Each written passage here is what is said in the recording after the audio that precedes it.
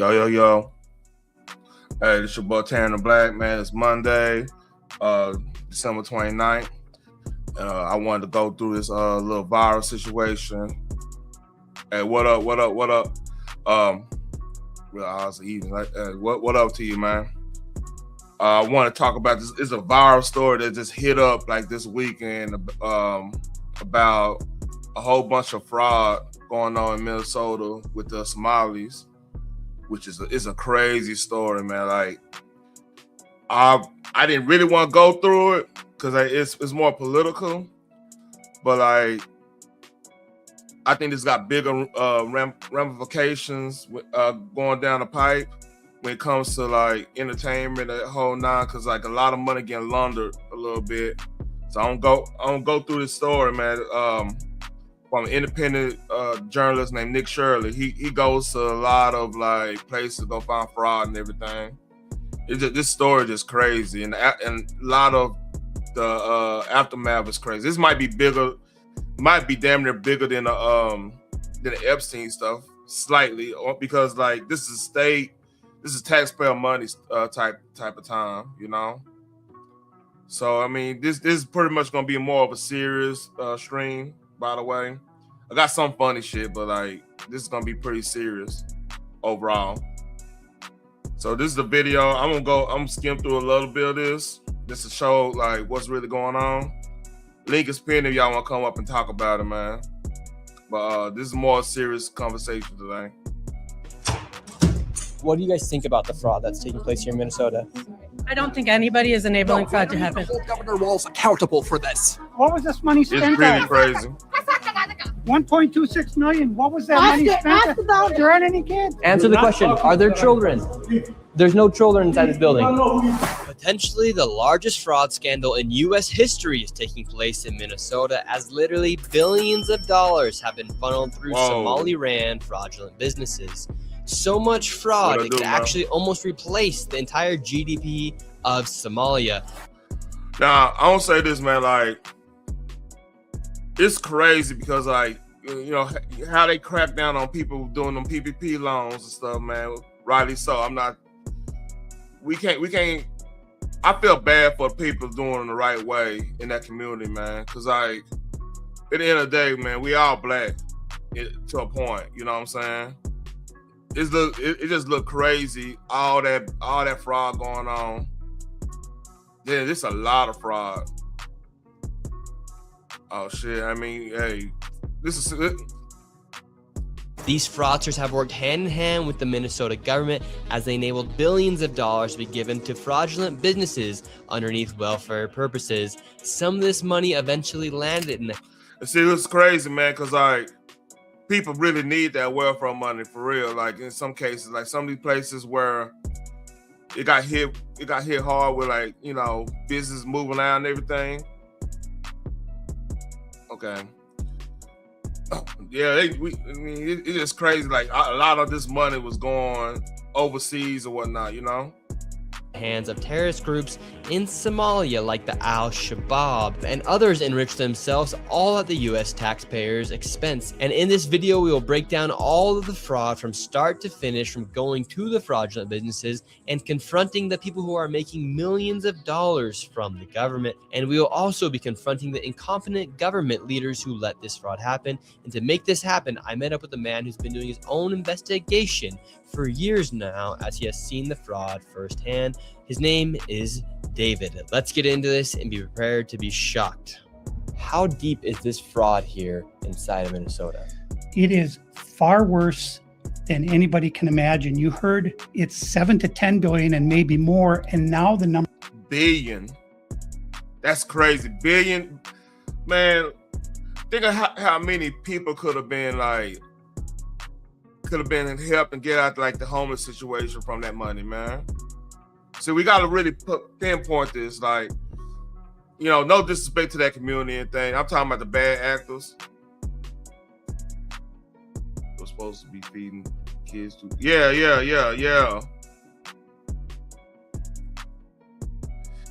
Yeah, that's crazy. And that's just, and like I said, they you'll see that like they were funding people campaigns too. That's where it get dirty, because like you taking, to me that's almost worse than the Brett Favre thing. Like Brett Favre, he did some dirty shit too, man. But like at least like some of his stuff, some of his like foundations he supported actually did something. You know what I'm saying? These motherfuckers didn't do shit. They pocketed money and they were laundering this shit, man. It's crazy. Numbers have been revised and put out there publicly that they think it's more like 8 billion. How I got involved is that where my office is here in Minneapolis, I'm sort of in the heart of all of this fraud. And I would see these childcare centers. I said, well, by the way, if y'all know anything about Minnesota, I got people. I had some people that live up there. One of the biggest complaints people that moved up there had with like Minnesota in general is that some things like that's down here in Texas or elsewhere, it's no doubt it's funded. Like they take, it's people, we take care of our shit pretty much. Up there, like there's a lot of stuff that's not funded, and a lot of stuff that's the money get lost. They got a real bad issue with money getting lost up there. And like another thing, like a lot of I've heard this is a private third party situation, communication type stuff. But a lot of like cops who want to try to get a second chance, they from like other cities and they kind of messed up in them cities. They go to Minneapolis and St. Paul because like they need cops so bad there, and they'll fast track them in. So that's one of the other reasons why like the cops weren't up to par to like with other places. That's why I heard. I don't know for sure. This might be alleged and everything, but like, yeah, that's one of the issues they got up there. There aren't any kids there. It's the middle of the day, and all I see are a couple of guys standing out front smoking. And then I'd go by another daycare and I'd see the same thing. I said, well, where do these kids play? And so I started to go online and look, and I said, this place is licensed for 80 children. They had 0 children. Every time I went by there, they never had a single child there. Then I started to see all these transportation companies going around, and it was always a Somali driver. And I said, well, that's great. They're out there transportation contributing, but they never had a passenger, never, ever once. And I said, well, what is all this transportation? What are they doing? So then I found out that in Minnesota, they have something called non-emergency medical. Hold on real quick, y'all.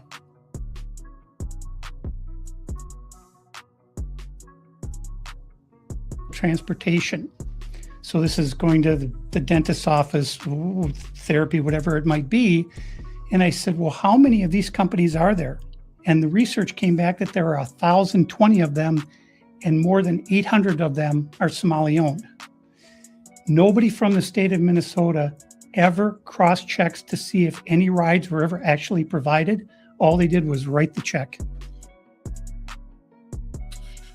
And that's going to be one of the issues that when people start following the money, how many people got paid off to look the other way? How many, and somebody pointed, I think it was on PBD podcast this morning, right? Like, why the media is not covering this? And one of the reasons media not covering this, and this is just the reality of the situation, campaign money goes through the media for like when they do the endorsements, when they do the you know what I'm saying, the ad, the campaign ads and stuff. That's like a lifeblood every 2 to 4 years. Well, every 2 years actually. That's like a lifeblood of income for these media outlets. Cause like people, it's a drop off when it comes to media consumption when from like us going to watch the news or whatever. Like the only thing that right now that's making money for like your regular basic TV networks is like sports, because like every most of your red-blooded Americans gonna watch whatever sports is on the TV and stuff, and that's where like the ad revenue come from and whatnot, and that's how they could like promote their TV shows and stuff. So like outside of that, like they really don't make it. These networks really not making a lot of money like they used to. So that's why CNN, especially like places like CNN and shout out to Phoenix, especially like places like CNN, the MSN, or I think it's like MS Now or something like that. Not MSNBC, because NBC ain't, they're not really connected to NBC anymore. And like Fox to that point, but like Fox, they're more connected to like your average Joe American right now compared to, I mean, CNN is slightly like that, but MSNBC just for the coast in this way. So like it makes sense for the MSN the other one like, not really covering this as much. Like Fox is covering the hell out of this because this is a big story. So right here we have all this paperwork. And how are you getting all this information about the fraud? A lot of it is through my own research. And then I have some contacts at the Capitol going back many, many years. And so the data that I'm getting. The Capitol, he's talking about I think St. Paul is the capital of Minnesota. Is 100% accurate, coming directly from research done by people at the state Capitol. All this paperwork right here, what are we looking at? The areas of fraud that I have numbers for are mostly related to. Oh, another thing on PBD podcast, one of the daycares, the number actually went to Tim Walz's campaign office, which that had everybody like going crazy. Childcare. This is massive fraud that is beyond anyone's imagination, the scope. And so, for example, there's a childcare not far from here in Minneapolis that has two childcares listed at the same address. Wow. And together they're licensed supposedly for 120 children. I have never seen a single child there ever. And I've been by that place at least 100 times. These Somalians, these groups are setting up. If y'all don't remember, y'all remember it was an event that happened in Minnesota with I think they call them assembly people up there. And I don't think they Congress like state Congress, and they had like a bill that was coming through about funding like healthcare for certain people, certain underprivileged people or whatever, some type of bill like that. And the lady didn't vote. It was one lady that didn't vote for it, and she ended up being the victim of some political violence. And like everybody was they were all trying to blame the other side and all that, you know, the typical political stuff, right? So like this scandal coming up makes you think like what's really going on up there. And then why, my thing is like, it never made sense for Kamala to pick Tim Walz for VP because like he was relatively hold up. He was relatively unknown. You know what I mean? All right, bet. Hold on real quick. Hold on real quick. Hold on. Let's see. Do I got it still? Somebody asked for the link. Yeah, it was better candidates to pick, like to Phoenix, I got you. How you doing, ma'am? I'm good. How are you? Hey, this story's crazy. I'm hearing. I didn't catch the beginning. I was fussing at kids, but go ahead. So yeah, basically, I was to fill you in, like they were explaining the depth of the fraud. Like they projected to be pretty much finessing the state of Minnesota and the whole government for close to like $8 to $12 billion. So what this dude David, this is Nick Shirley. He's an independent journalist. He's like 23. He's been like he go to the TTB rallies and everything, like all this stuff. He a young journalist, and this dude been his name David. He live in Minneapolis, St. Paul and stuff, and he been like really breaking down what's really going on. Because he's there. Yeah, he's there. And to fill you in, basically like there's they using daycares, like adult living facilities. They're making adult living facilities with vans, but they never picking up people. And like, do you remember that situation that happened earlier this year where that person, you know, did some political violence against that congresswoman in Minnesota? She voted against that bill to like fund. It was like a bill to fund like healthcare for like that group of people. That group of like, I ain't gonna say that group, but like underprivileged people, and she and like undocumented folks and stuff.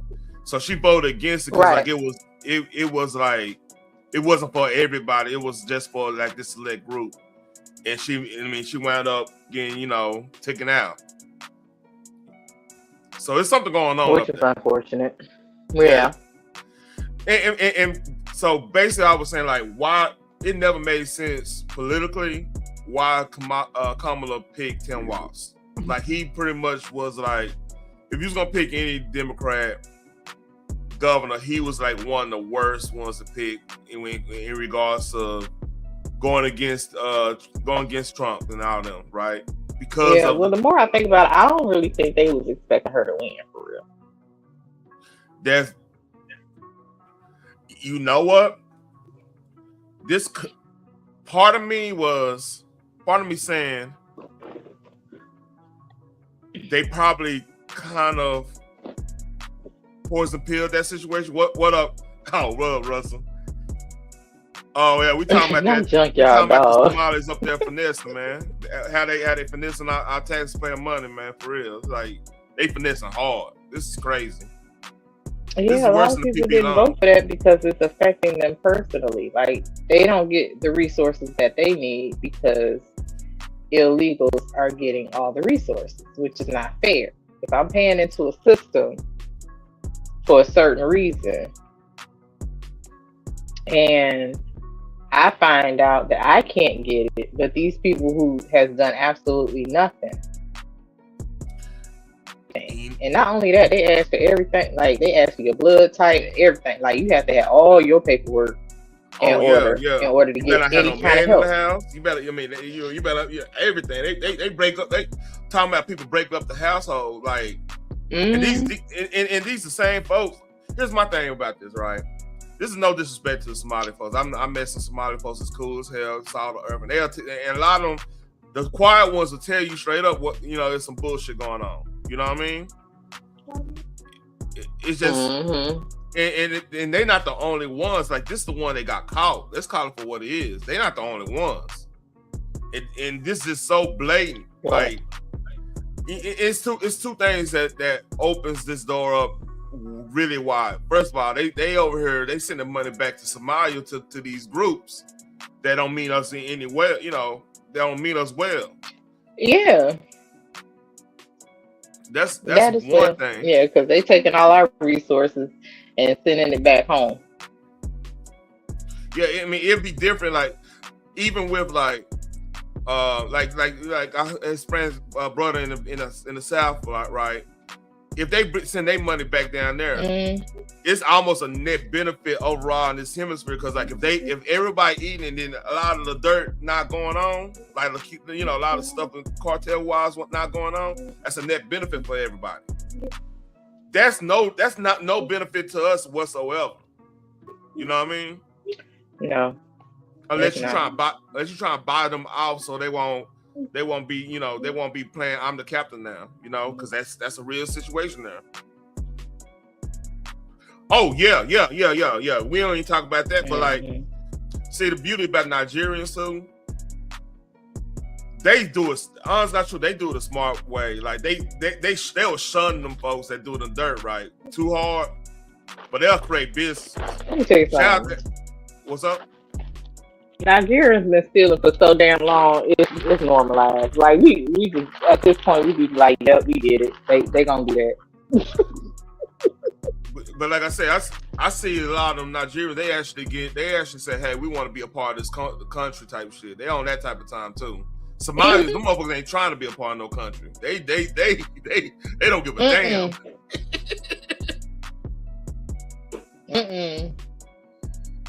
They be over here talking about, oh, we fleeing from certain aspects of it, but you want to bring your culture over here. You still calling the president of Somalia your president. Yeah. Okay, well, take your ass back home and be with your president. We taking over, and there's nothing nobody can do about it. Yeah. Dirty business. Yeah, but then we have the government fighting to keep them here. I don't get that. Hey, here's the thing, man. Because a lot of this money, like, if they had that much money getting funneled in there from them finessing the way they doing right, you shouldn't have you. Here's my thing, like, just imagine if the hood was funneling that type of money, right? A lot of that probably would people look the other way, because like, shit, we gonna be giving money back to the economy like crazy. You know what I'm saying? Because like, somebody gonna want to stunt. You know what I mean? Yeah. And like, yeah, we gonna when it comes down to it, and we can talk bad about this country all we want to, like real super pro black. I don't see now one of us leaving. We all working. So we want like even going to HBCUs. I had a big old, I ain't gonna say argument, a debate with my with a family member, right? Because I'm from the East Side for word. I keep it. I've been saying that from and like I've seen it from when it was like when before the blood, like the whole gang thing started happening, until I saw all that stuff, right? And like one thing, it was always some pride in that community to like take care of your stuff and the whole nine. So like when people come, like people was actually scared of my neighbor. Like my wife, I told her where I was from, and she heard horror stories, because like, hey, when you playing there, it look clean and nice stuff, but you playing there, you gonna get a game you don't want to get. You know what I mean? That's just the way it was back in the gap.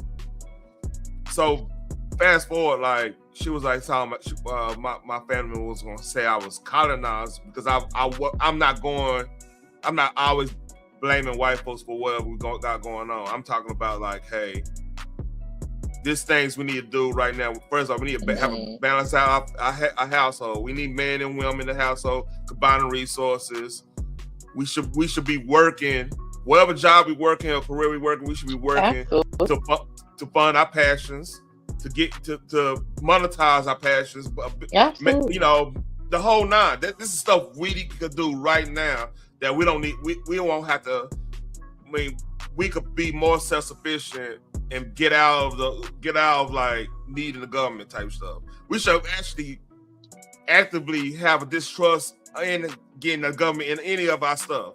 But like I said, our women fast to put our men on child support. And our men need to be better fathers to not even have child support involved at all. In my opinion, get the government 100% out. That should be our pro-black message overall. But like I said, that's gonna hurt feelings. People say, "Hey, it must be nice," but everybody can't do that. You know the game. But that should be the message. Yeah, but that's the thing. You can't if you put your mind to it. You can't. Hey, I'm doing it like right even now. if you're not in a financial state right now, there's a lot of women that would just love the relief of you taking the kids off their hands, because they out there working and grinding. You know what I'm saying? Like, I would love to just, let me come get the girls for a week. Please do. Like, they already packed it. They shouldn't even be packed up. They should actually have clothes over there. You know. Yeah. Oh, you know, at both sets of parents are there. If they are not together, they should have clothes over there and at their home base. Cool. Please keep them for a week. That way I know when I come home from work, I actually be able to rest up. And then I'll be, ready for them again, mentally prepared for them. In our schedule, keep them on a schedule, blah, blah, blah. Like, it could work. And then it can go both ways. Okay, you get them this week, I get them that week. Not just weekend parents. That way both parents are involved in school, activities, scheduling. whatever they need, we provide. Even if we are not together, it's about the kids. It's your mindset. But a lot of people don't have that mindset. I don't want to deal with her. You ain't dealing with me. You dealing with the children. And you wouldn't have to deal with an attitude if you actually made it about the children.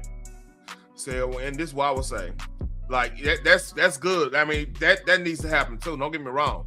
But overall, like, we need both sides need to have a standard in who they date, how they dating, the whole idea of dating. You see what I'm saying? Overall, and this the biggest. Yeah, I absolutely agree with that. But that would be the purpose. I know. In reality, though. No.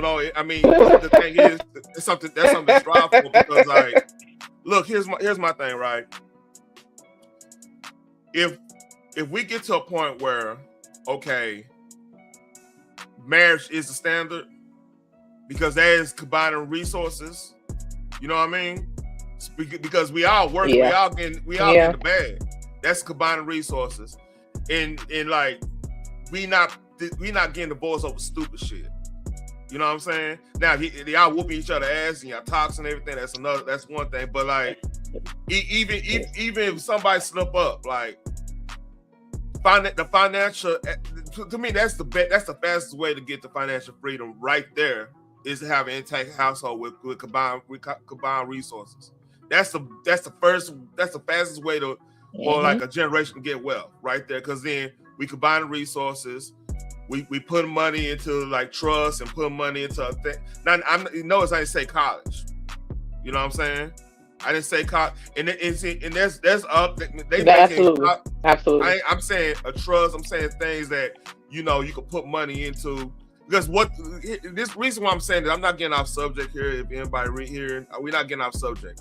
What the Somalis was doing, they were putting all that money into their family. They come here and have a whole bunch of kids, which we not doing enough of, because everybody wants stomach. Anchor babies, yep. Mm-hmm. Yeah, but they doing it for a whole nother reason. Oh yeah, the abortion clinics be popping. The abortion clinics do be popping. I don't know. Not in their community. I don't think they unless. I'm not saying in their community. I'm saying in ours. And that got stopped too. To me, you can't be pro-black and be pro. Some people use abortion as, like, birth control. And that's another problem. Like, what I'm saying is, man, sometimes we might need to go back to the old school in some aspects, of, like, how grandmama and them doing. Like, if you were sharecropping, I'm not saying we sharecropping, don't get me wrong, but there is some wisdom. It's like, shit, motherfucker might have 22 kids. I'm not saying have 22 kids. Don't get me wrong. Please don't get me wrong. But it was an. But they would take care of all of them. What's up? So what? They would take care of all of them with their sharecropping. Oh yeah. And then somebody, it might be 1, 2 of them motherfuckers going to college. They'll go to Howard, Grambling, or something like that, and get a business degree and come and start some shit. Mm-hmm. Or it'll be one going to lawyer. So shit, you gonna get. Mm-hmm. Who was the better one? Marshall Falk is a matchup issue. Christian McCaffrey, that's scheme. That's scheme. So that answers your question. That scheme situation. Marshall Falk he just a matchup issue no matter what. So yeah, that's beside the point, Russell. We on some real shit now. But yeah, back to what I'm saying. Like there was like this what I mean. I got Hispanic friends, right? This is how they do it. Like they got a whole bunch of family members. It's gonna be some people in the dirt. That's just where it go. It's gonna be some people get in the military, end up being cop, one get detective, and let you know what's all going on. Yeah, I got Hispanic friends that's judges. They not fucking around. They got family member owned businesses and stuff. Now everybody work at, like I said, like if one go to jail. Okay, yeah, bet. I got you. One go to jail, do a 10-year bid. He come home, he had shit. Hey, I got this exhaust shop. Come work for me. You know how we'll teach you how to do this. You ain't have to go to school, but we'll go in. We know how to certify you and everything. You come here and make this money. Keep the money circulating. You know, things we used to do. Like Yep. we used to be able to hold people down when they. I ain't say hold people down. That's the wrong term. Bring people up when they, you know, when the man get on their ass. Cause like, shit, that's one of them situations where the weight, like I use the weightlifting metaphor when it comes to our struggle, right? Jim Crow, shit, that's powerlifting. You gotta take shit serious. You gotta everything got intention. You can't fuck around. Right now we doing CrossFit. We thinking everything's smooth and easy. We just doing a whole bunch of reps and we fucking around hurt ourselves in the long run. But hey, I don't know.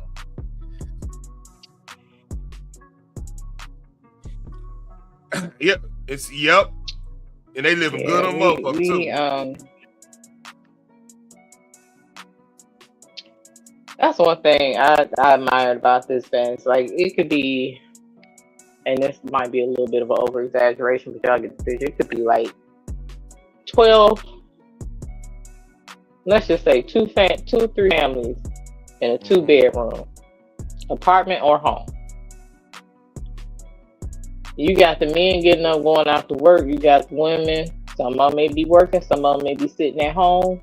Make sure the kids getting fed, getting to school, getting the clothes ready, you know, doing the household stuff. Yep.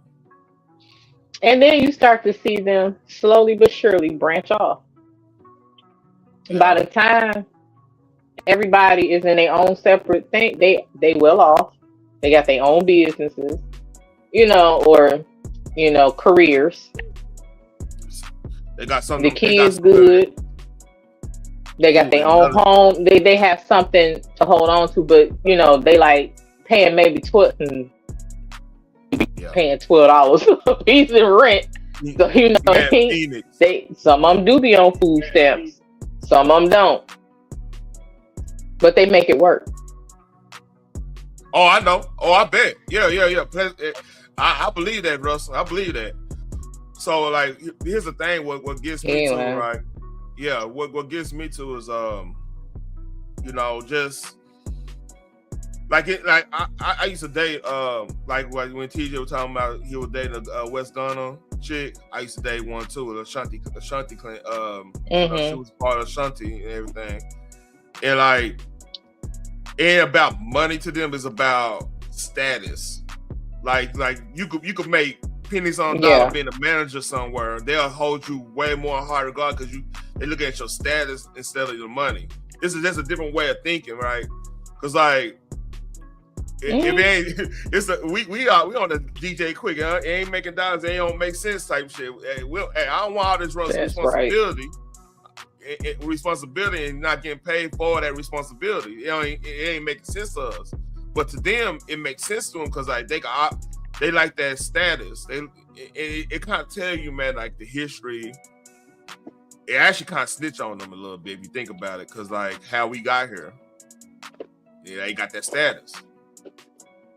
I did a little bit, man. I was a knucklehead though. I ain't gonna front with you, man. I was a front. My red dick is still in the closet, Russell. You keep at that. We keep at that. Red dicky. Yeah, shit. I mean, most of my family either went there or ODY, man. I ain't gonna front with you. Russell know what I'm talking about. So yeah, but like in general though, like. That's what like that got on my nerves a little bit when my family member said I was colonized. I'm like, how we on the same motherfucking side? I'm just not buying into the victim shit. I'm saying things we could do right now.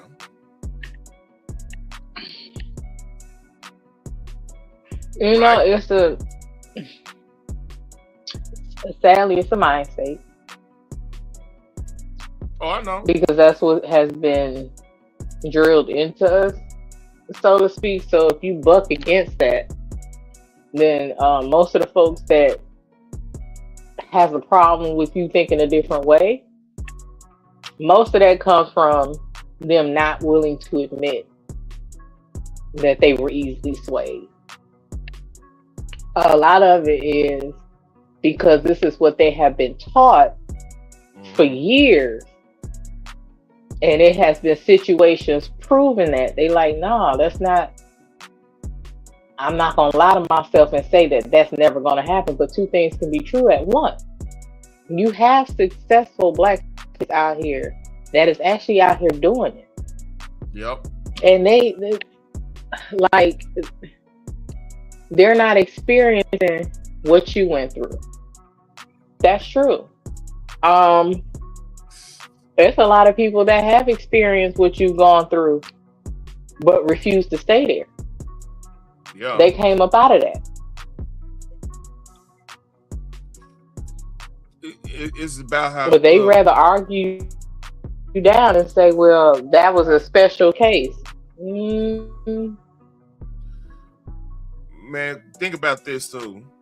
Even when we lived in the hood, we still had motherfuckers still had intact families. You know what I'm saying? Mom and daddy was still around for a lot of that time until the late 80s to keep it a buck. You know what I mean?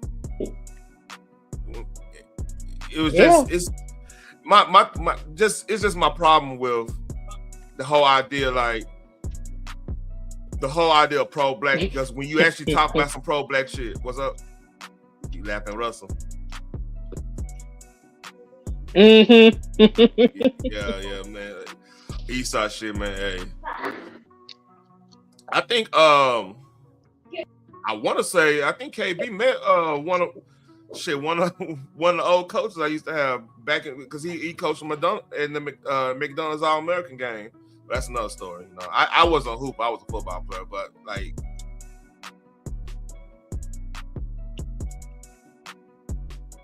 That might be, it sounds familiar, but that might be before my time. No, I ain't say before my time. Like I heard that name before. It might be a little bit above my time. It might be one of the early 90 cats.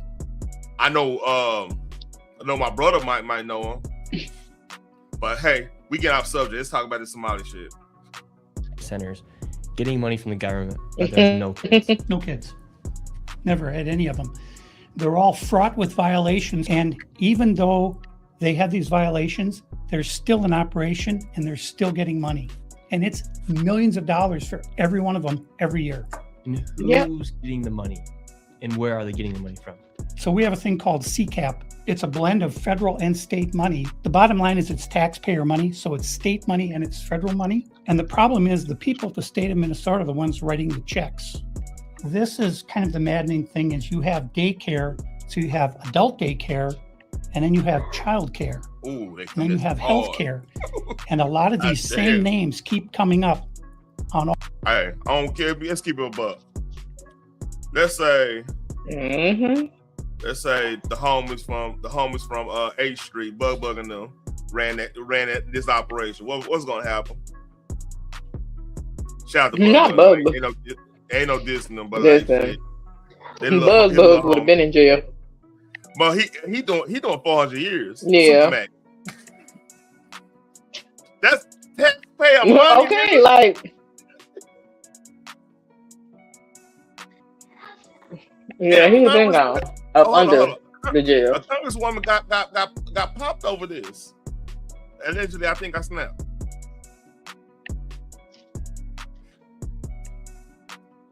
Yeah. Adult daycare. You know they can get home if they swear it down. They running one of those.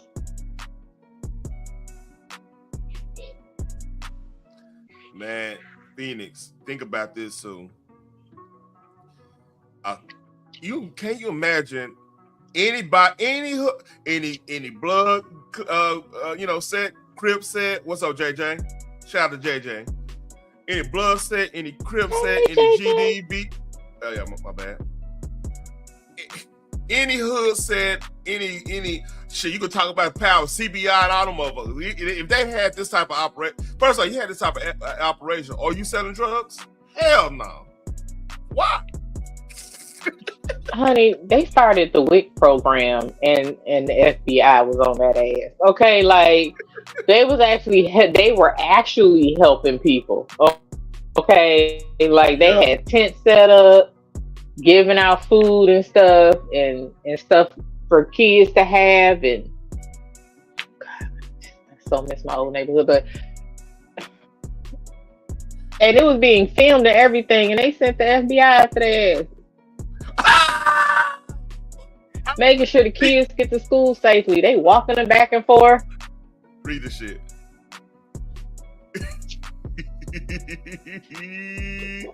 I think she's doing time though. Is that in vertical? Both on both sides. Not the Somali and brick lady. Oh, you know what? I hope they do.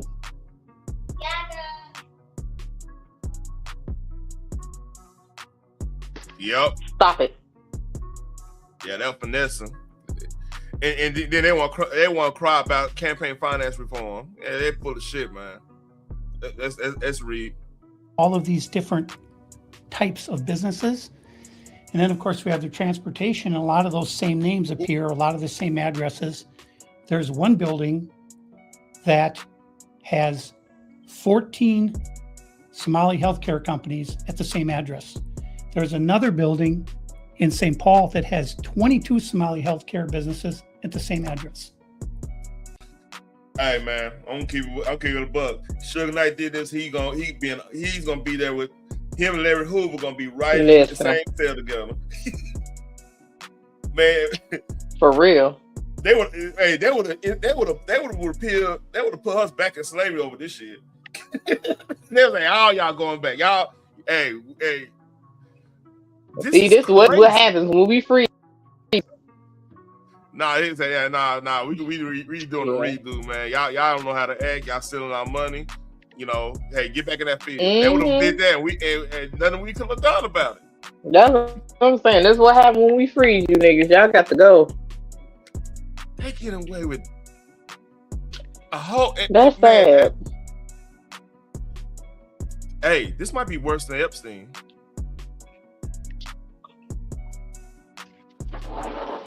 And let me make my argument on that, right? Epstein they had an operation. They were doing filming motherfuckers getting power over that, right? It's still messed up. Don't get me wrong. Yeah. This is active blatant money laundering to the highest degree. Allegedly. You're not lying. You're not lying. That is money laundering. This is actually keeping folks that's homeless that need help from getting their help. And like if you go look at our deficit, right? Real talk. Most of our deficit is based off of entitlement spending. That's people don't know that. The entitlement spending and I believe the trade deficit. Where we don't have that much of a trade deficit anymore, thanks to what the new policies. But that's most unfunded liabilities. That's what they call unfunded liabilities. Like a lot of these little pet projects that got funded, but yeah, you're right. But like Epstein, that's really just the rich and famous and like the influential, and you could say that's like a power, what would you call it? One of power, what's the word for it? He was blackmail to get power type thing, influence game. What they'll call, like if you're doing geopolitics, they'll call it soft power. This is not. It's a thing called hard power. Hard power is like your military. You going to go invade and take over a place. Soft power is when you're doing the influence war, the info war type shit, Man, Russell, I ain't gonna lie to you. I heard it, but I don't know if I believe that much right now. Because like right now, there's a influence war in hip hop between like 50, Diddy, and because Diddy and Suge don't get along, so that could be one of them plays where they trying to like he's trying to knock this person down to keep eyes off his shit because there's a lot of stuff going on. So I keep that right there. Yeah, so, what's funny about that though? He actually did a whole video of telling Diddy how to survive. while he in prison. Yeah, I mean, that's crazy, man. All right. And the government knows about this. The government knows they're writing the checks. Before he went. Yeah, the Democrats over there writing the checks. Mm-hmm. What has happened is that the Somali community is a very closed community. They will not speak to anyone outside the community and talk about what's going on. Yeah, I saw that too, Russell. JJ, you know, you got, it's a college, man. Real talk. If here's the thing, this is the weirdest thing. If you ever notice, even in a down economy, have college they make excuses so we can't get that. What's up? What you said, Phoenix? I said they come up with every excuse why we can't get free healthcare or college. Personally, I don't want free healthcare because free healthcare, everything got price. I want affordable healthcare, and how you get affordable healthcare. Cheap healthcare here, right? You see what I'm saying?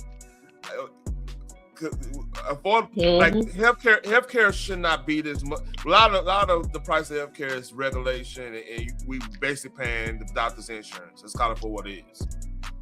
That's basically the whole idea of the healthcare thing. You paying because doctors got high ass insurance for his malpractice. Yeah, exactly. Mm-hmm. So that's what you pay. That's what you're paying, and they constantly got to go back to school for this little research thing, and they always got to do that shit. It's an ongoing process, so you paying for all that when you go to the doctor. You know, even if you going if you have a cold or some shit. But to JJ's point, a lot of that money, it makes you think, right?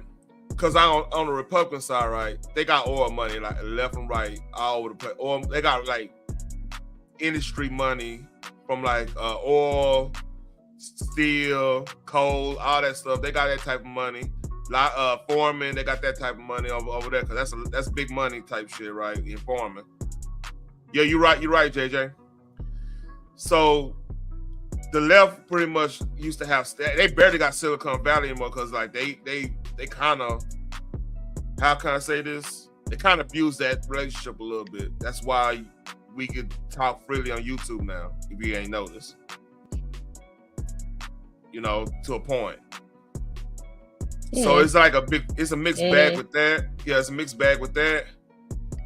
And they got entertainment. They do have entertainment because like partially of the Epstein situation, because don't think Epstein was the only dude doing it. I mean, we see Diddy. It might be about 10 to 100 of them motherfuckers that's doing the Epstein stuff we don't know about. Like right now, who's playing the industry parties? We probably don't even know the name.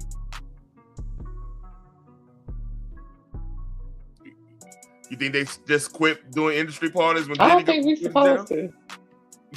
You see what I'm saying? Heck no. But Diddy wasn't the only one throwing the industry parties. His is just more notorious because he was always throwing. All in the videos. Like he'll throw them on a yacht, he'll throw them on an island, he'll throw them in New York, he'll throw them in Miami. Like he's always throwing a party. I think every year between him and Clive Davis, they do Grammy party. Every year around the same time, he's doing a certain party on a yacht. He's doing all white parties. Like his was the most notorious. Hell, for some reason, you hear so much about Diddy parties, but you don't hear about the parties that Adam Sandler is throwing. You didn't hear about the parties that Ellen was throwing. You didn't hear about hell. I believe there's still parties going on at the. It just is what it is. I mean, and now they got a whole new type of Hollywood because you got the Twitch cats that's coming up and shit. They have content houses and it goes a lot. Shit, you got to think about it like Yeah. I mean, you could blame Clive Davis for fucking over Stack Records, but that's another story. On within the community, they vote. Yeah. Clive Davis shut down a whole bunch of shit. Yeah. As a block. And so when you're a politician, you're saying, look, I've got 100,000 people in Minnesota that if I do something for the community, they're going to vote for me. And that's what it's all about, is out of Hollywood.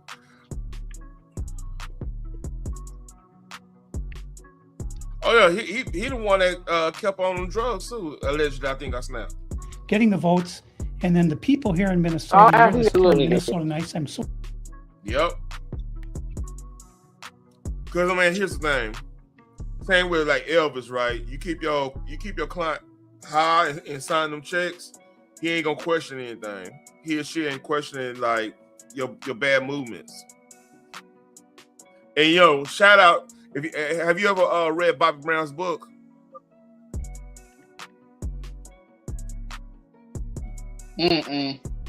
Great book, but like, you know why Bobby Brown never went super broke?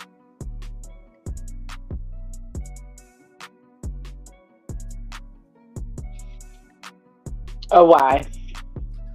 So, if you don't know, Keith Sweat was his career before he became a singer and became what he became.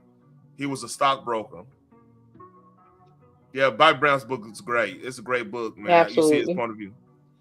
So he's a stockbroker, and when Bob was going through with Whitney and everything, like he was going through being on his own because they were all with Teddy Riley at that time, right? Whatchcott put him on game to have like to get his deal with MCA and all that stuff, and like put him on game on a lot of that stuff. Him and like Rick James put him on game.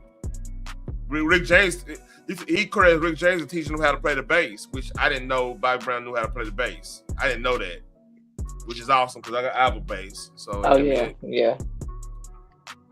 But like it's real enlightening. But like like Clive had a lot of power and shit. He had a lot of influence with the entourage of Whitney. Yeah. So like it's crazy. I don't know. That's all that's alleged about him having. He didn't even want Whitney with Bobby. Nah, he really wanted Whitney with Michael Jackson, but like they ain't. So the plan was like Bobby and Michael Jackson was cool.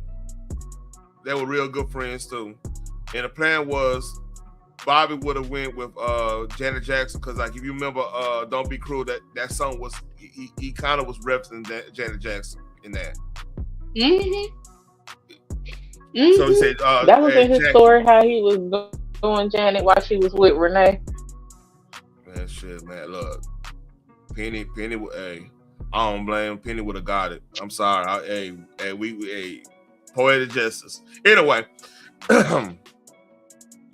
Man, we talking about Rhythm Nation, Janet. Man, come on, Rhythm Nation.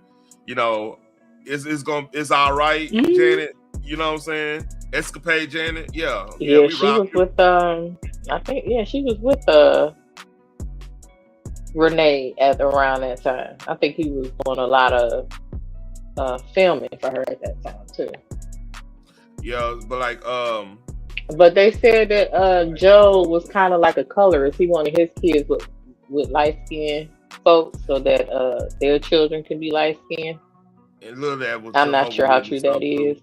That was wrong. It was a little Jehovah's Witness stuff. Ooh, listen. No offense to anybody, but that that's old school shit. That was none of them folks were Jehovah's Witnesses. They wasn't? None. I think the only one that actually ended up with a Jehovah's Witness was Ruby. The rest of them? Oh, you said they didn't actually get with one. Okay, I got you. Right.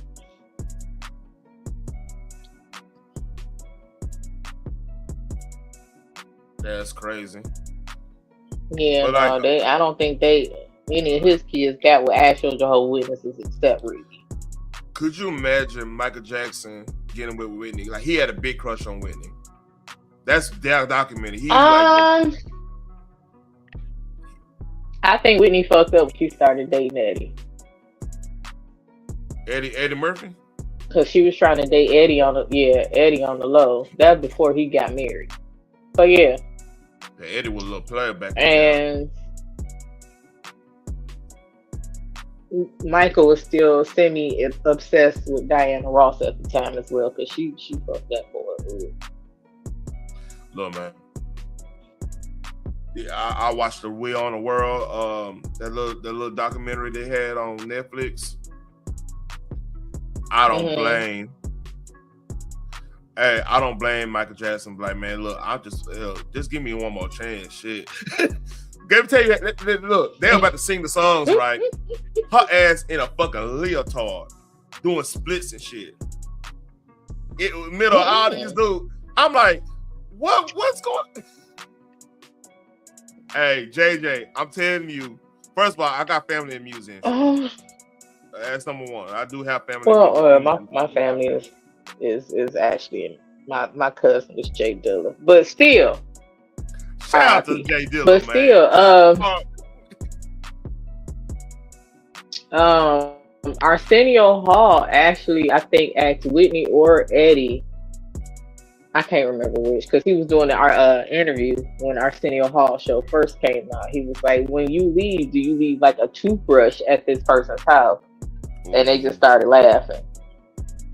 Yeah, you know, because Eddie and Arsenio was real. They're real cool, you know. That's crazy. Yeah, man. Ooh, I'm glad you told me that. Man, industry besties. Hey man, we need to do. We don't have to do this on Fish Rod, man. We can get deep in this shit because I know some things, you know some. Man, God damn, I know. See, all right, JJ, man, look, you don't get it. And see, people don't know, like Detroit and Dallas too. Like number one, we like sister cities. Number one, that's what we're in Detroit, sister cities. That's what you know. That's what it is. Cause like Jerem Motors is down here, y'all. There's so many goddamn Detroit folks down here, and vice versa. Yeah. And then on top of that, like, just in general, like the music industry gotta go through both cities like crazy, because like the money situation, and everybody's from fucking Texas in the music industry, damn near. Like a lot of people don't know, like he got or a house Detroit. in Austin. Oh well, yeah, he from everywhere. But hey, let's get back to the Somali shit. We talk about the music. We gotta do this. That shit. I'm actually happy. God damn. I'm sick of that term. The people here are so afraid of being called a racist or an Islamophobe. And they're afraid of their own shadow. And I don't understand. This is our future generations are going to have to pay for all this fraud. And they just want to bury their heads in the sand and go on and just not worry about it. Tim Wall's saying there's organized crime in Minnesota. What did he do about it? Nothing. You got organized crime? What are you doing? This is the Minnesota law, which mandates that anyone who knows of fraud and is a state employee must report that fraud. Tim Walz might be in trouble, dead ass, if they go through what they're gonna go through. Now, the media's gonna say Trump is going after his political enemies, but I don't know about that one. They've been saying that. The thing is, he going after everybody that went after him. Okay, that's nothing new. Number one, like, didn't y'all do that? I didn't hear Pete when Biden was going after certain people, trying to get rid of Trump before he can actually run for the next term. Nobody said boo. They trying to make the Epstein files a big deal. Them Epstein files been the Epstein files been around for years. Look, here's the thing. I don't keep it a buck with y'all. This is probably the tip of the iceberg on this. Like Cash said, and What up, Selena? Hey, I sent you the link. I know you want to come up and talk about this. This is a bad situation. But Bundy and them need a win. This to me, this is bigger than Epstein because like everybody knew. I mean, Epstein until you clear the whole 4,500 pardons.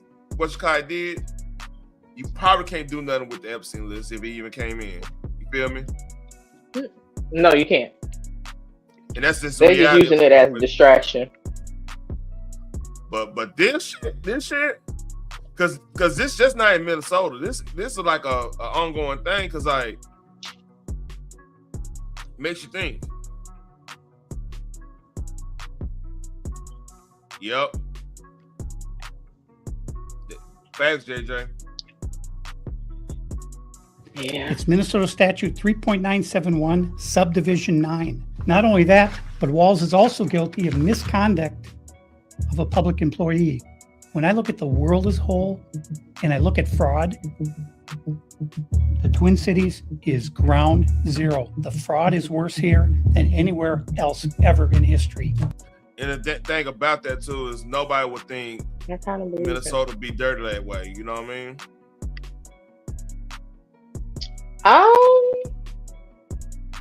I guess I'm not surprised. I would say that I'm not surprised. Like as far as certain things going on in this world, yeah, how like, they did Prince just to get his masters. Yeah, no. Oh yeah. I'm not surprised. Oh no, JJ. That goes without saying. And I just got truth. They dirty business. California is in the how they do regulations there. That's how they run that operation. Like if you're gonna be what's up in Chicago, if you're gonna be a mobster, like you know how the old school mob shit. You taking trash. They want to cut out of that shit. They want cutting everything going on in the city. Mm-hmm. You know what I'm saying? California take that to another level. They like, well, shit, we got this we got environmental regulatory board and shit. You know what I'm saying? You can't build no house right now until you know put money in our pocket. Like even think about like the car inspection shit, right? Like usually a lot of states just want to know, hey, is your car, you know, not just running bad and everything. It wants to make sure your car running good so it can regulate the pollution. I get that. Shit, California won't go about 20 steps, past that. And shit, you gotta have this, you gotta have that, you gotta do this, you gotta do this, you gotta do this.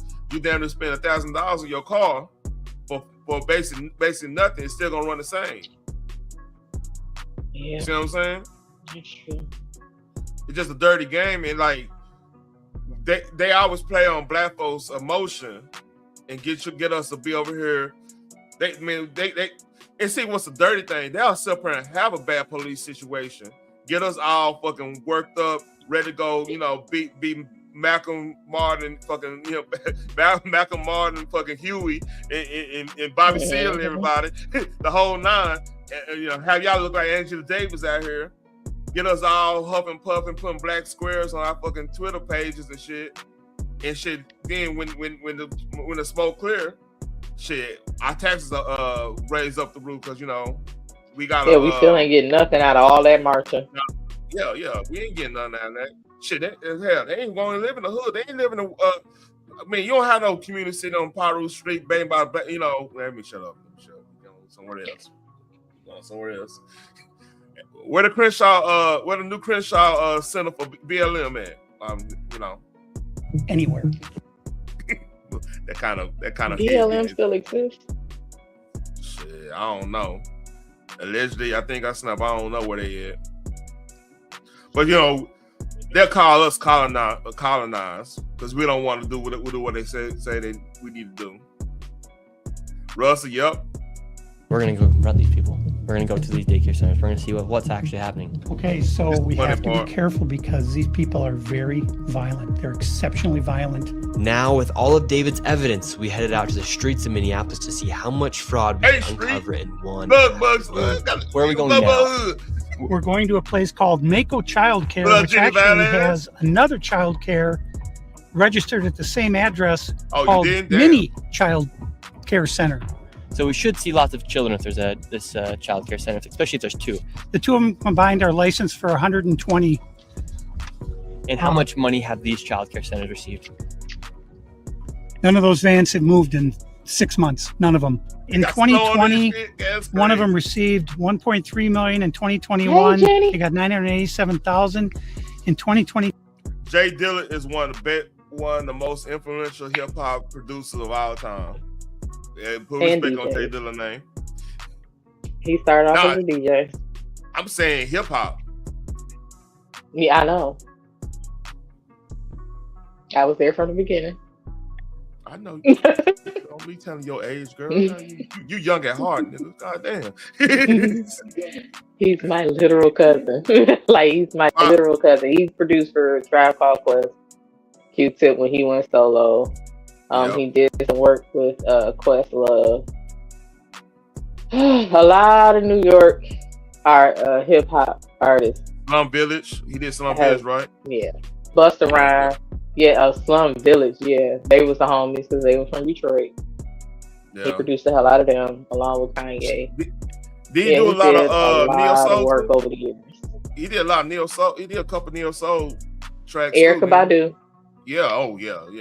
That's the connection. Erykah Badu. Mm-hmm.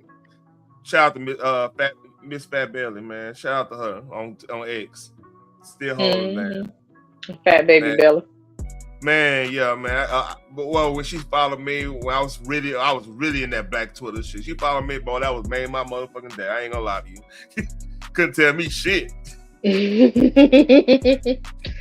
Right. I was like, man, Erykah Badu, man, Window C followed me. What the fuck you talking about? Call Tyrone. And then they like, it's social media. Like, what is wrong with y'all? Why are y'all shocked? I was hard on it. I was a car carrier member of Black Twitter, boy. Shit. Yeah, me too. And then Twitter got on my daggone nerves. I ain't gonna lie. You probably flirted with me on Black Twitter. You after a while.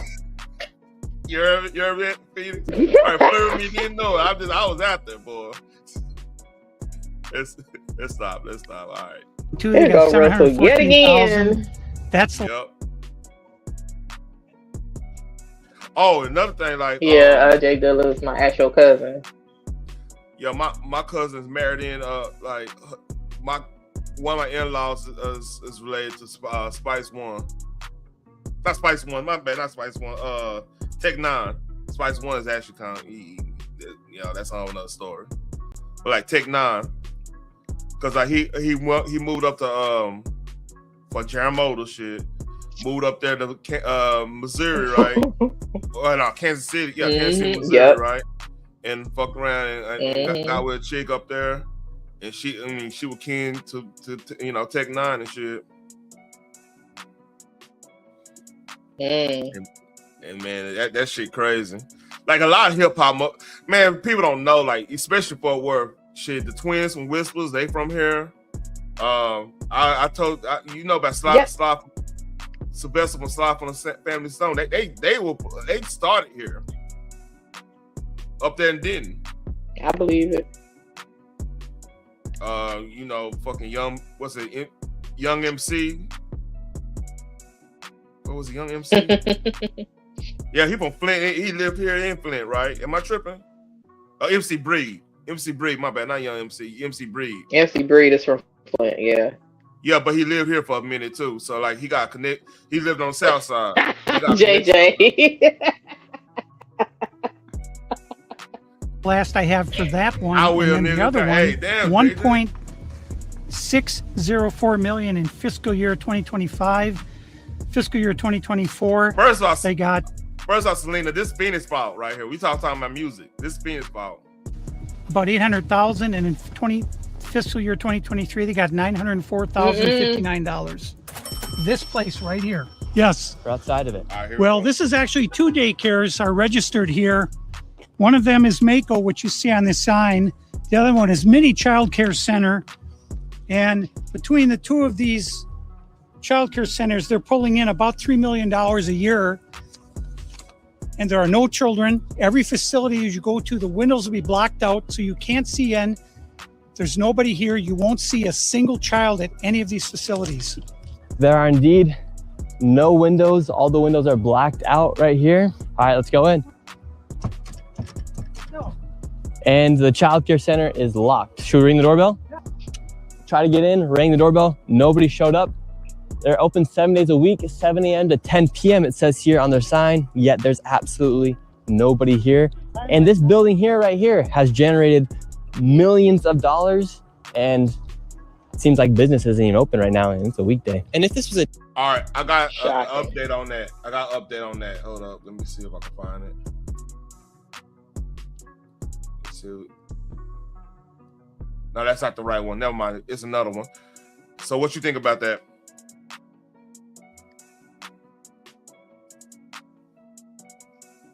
I'm not shocked.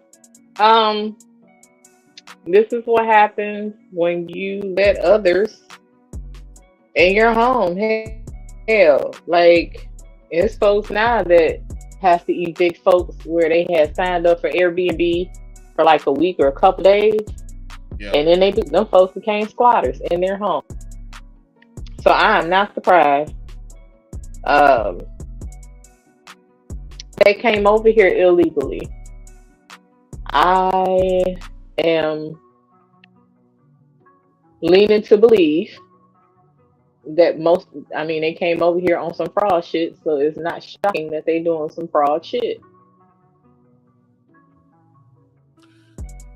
I think they didn't come over here through the proper channels, and they're allowed to do these things. So do you remember the history of why a lot of Somalis came here? The whole Black Hawk Down situation.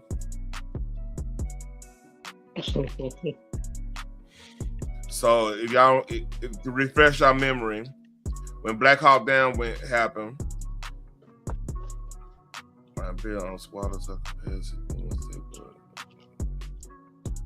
oh yeah. That's a good. I support that. Anyway, what I believe is Slick Willie made a deal. Made a deal with Willie. No, hear me out. Because a lot of Somali, they started coming down here right after Black Hawk Down, right? And that was such a bad thing. And like we quit talking about Somalia after that. So that was like an open door. Cause like I remember, cause like have you ever? I remember working at Nokia back in the gap, like when I was going to school a little bit and had to get a little temporary job. You know how you get on a little temporary job. The Nokia had a factory here, and I was working. It was a Somalian there. Like he was just talking bad about the U.S. I'm just like. I asked him, why are you here if you don't like it? Why are you here? But the thing is, they was in the Civil War, and a lot of them cats went over here. They had a mission to do something like this because they actually do not like a lot of these people folks that's doing this. Actually, do not like this country because like doing Black Hawk Down, shit to save our soldiers. Hey, you saw the movie. That's the movie. Imagine what happened in real life. Yeah. They had probably wholesale. Most movies are made from real life, just like The Simpsons. I mean, to get our soldiers out of it, they probably had to mow down a lot of folks because like it was just chaos. Oh shit, Russ, crazy. But you know what I mean? It had to be. Oh Lord, have mercy. They do not. Selena is 100% right. They do not like us, and we have to be very, very careful. On like, absolutely, claiming folks. You know what I mean?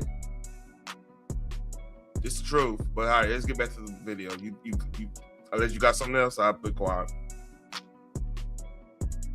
No, I'm just saying that the foreigners they don't like Americans. Like if you actually listen to the new mayor of New York's victory speech, you would see that they don't. I believe the state of New York went out ass backwards on that. As far as everything that has happened over the years, like I don't see how Madonna got in office at all.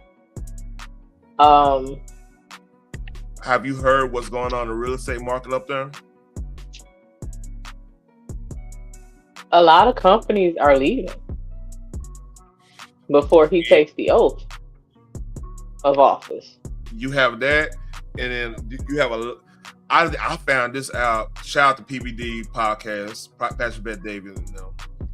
I did not know that the real estate market in Buffalo is crazy right now. Yeah, that's telling because I mean, much love to Buffalo and all that stuff, but do you know how much it snows in Buffalo? No. Thank God. Like, you know what I mean? Y'all snow a lot, but Buffalo's another level because it's right on. Yeah, that's why I said thank God. The lake is on the west side of them. That's another level. When your lake is right on the west side of you, and the jet stream going there, you're gonna have a lake effect snow. That's where that is. Well, you know what I mean? So all them folks, they either moving down here, Florida, whatever the usual spots. But like they getting a lot for their money moving up to Buffalo, which is crazy because it makes sense if you think about it. Like if you don't want to leave the state, right? If you don't want to leave the state, yep, and you're working remote anyway, and like I think Buffalo, your average house in Buffalo, because nobody want to live in Buffalo because of snow and everything, it's gonna be less than it. Like it's just gonna be like Cleveland. Who really want to just go move to Cleveland unless you got business in Cleveland? Or even Detroit, just because of what happened with the crime and everything, right? You know, that type of stuff. Like you get pretty much affordable houses in there if you like you know people, you know how to deal with the situation. But Buffalo, like nobody want to live in Buffalo unless you know what's going on in Buffalo. But it's a mass exodus right now. It's crazy. Buffalo's like the suburbs of Buffalo, like Ocean Park, on them, that might end up becoming one of the fastest growing cities in America in the next couple years. I ain't gonna lie to you. I believe it. So let's talk about the Somali thing. We went on New York shit. Daycare center, it wouldn't just be in some industrialized building. There would be maybe like a playground or something outside, or there's no play area for the kids. So where are the kids? Where's anybody? How can there be nobody here? And it's like this every single day. I've never seen a single child here. In 9 years, I've never seen a single child at this building. Right there. Oh, then now it looks like we already got the Somalis coming through. Yeah, they're coming. The word's out. Hello, is this your daycare? No. Can you tell us why there are no children? Have you ever seen children at this child care center? Doesn't know if she's ever seen a child here. All right, let's go to the next location. Now we're going to the next daycare center. How much money has this one generated? This one in fiscal year 2025, $1,042,059. These niggas eat. In fiscal year 2024, $1,059,078. And in fiscal year 2023, $727,336. This next one is literally one block away, and this one's also generated nearly $3 million in the past year. Let's see if there's any children. Let's see if any of the buildings are open. Here we go. All right, we've arrived to ABC Learning Center. All the windows are blacked out. David, let's see if anybody is here. Shit. This door is locked. This facility is like, you know, have you noticed they got the old COVID stuff remain the distance stuff. Yep. That's crazy. They still got that up there. That means nobody been to that bitch. License for 40 children. True that. 0 children. I've come by this place 100 times. I've never seen a child here, ever. The only thing I've ever seen is someone standing outside smoking. What's crazy about this is that last day. Let me see something real quick. Oh, that's Daycare center is that green building right there. And the other daycare center right now is right here. These buildings should be operating. So you got daycare. You don't got no, I mean, I understand Minnesota's cold like that, but no playground, anything like that? That's weird. You would think. Hey, these motherfuckers finessing out of the government like crazy. It's crazy, man. As they're receiving literally millions of dollars. I knocked on the door, and to my surprise, somebody actually answered the door. Here we got hello? action. Can we speak? I would like to check a child in the daycare. Can I speak to a manager? Where can I get paperwork to file for my son? I wanted to put my son Joey in daycare. And after a few questions, the lady went silent. Looks like little Joey Shirley ain't going to daycare here. And now where are we going? Now we're going to... Okay, you at a daycare and somebody say, hey, I want to enroll my kid in your daycare, and you say... And they said, why? Why?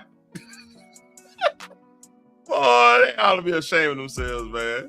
That's crazy. That motherfucker said, why? Shit. Sweet Angel Child Care. This is a daycare and I need help. Yeah, I mean, I don't know, man.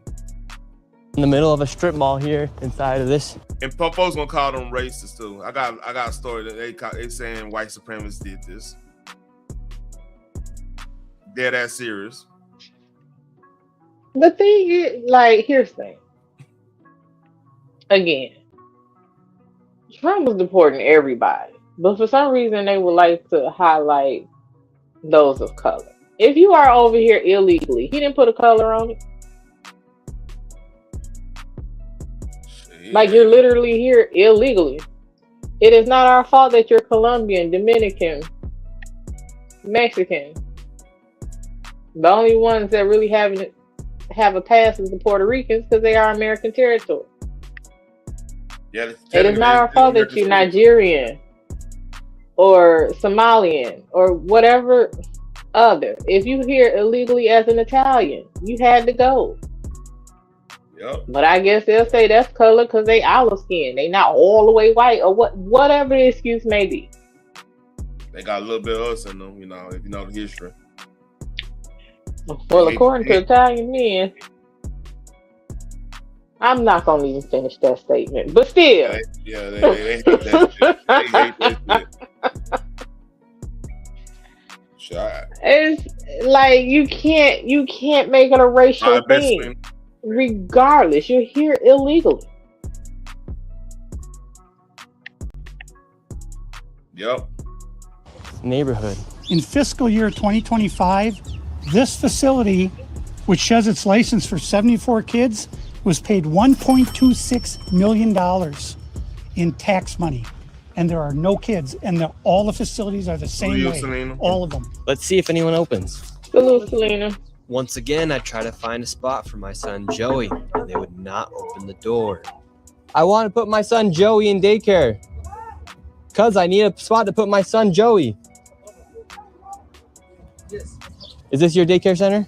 No, what's happened? I just want to put a child in daycare, but all the daycare centers seem to be closed. No one's opening the doors. You work here? I was, yeah. What's happened? Where are the kids? Yeah. It says it's licensed for 74 children. Right here, state of Minnesota. Where are the kids? They got paid $1.26 million in fiscal year 2025. It says they have a capacity for 74 children. When? Where are the kids? Right here. State of Minnesota website. You work here and you don't know? I don't know. I was there before. I don't know what's going on. Were there any kids when you worked here? He's there. Kids there. How many? I don't know. You don't know? Yeah. You worked here. Okay, well, then you're not of any help. Can I put my son in a daycare here? No, I don't know. Can I speak to someone? No, I don't know. No? Man, Yeah, I would like to see if I can put my son... But I don't speak English. So Yeah, you better start speaking that. Well, I don't even know they language. What is Somali language? What they call? I forgot. Do they speak Arabic? Because they swear they Arabs. They not black. Although Arabs are black. But still. Yeah, they say they Arabs. So I think it might be Arabic. Question. I should ask the AI.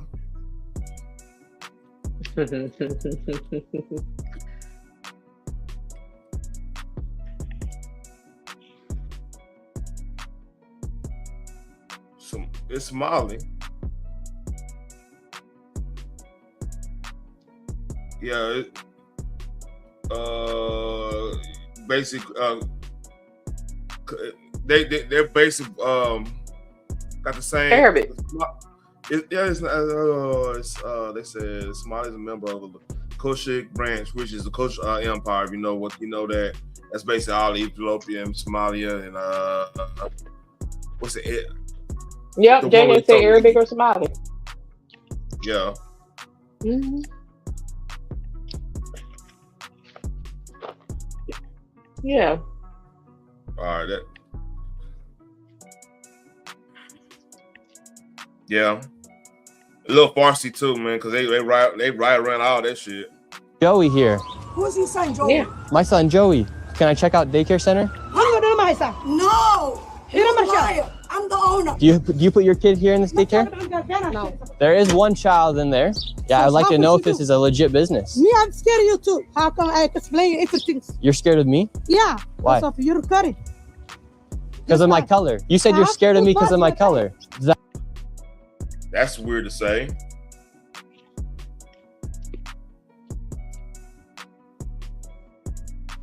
Listen. Help me on this. She probably said, I'm scared of you because of your color, because the white man gonna come over here and fuck up everything. So yeah.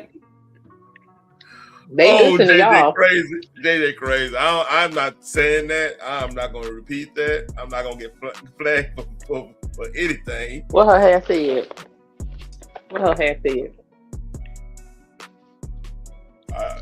I need what damn D got. my words are my thoughts are not your thoughts. Yeah, I like this. Shit.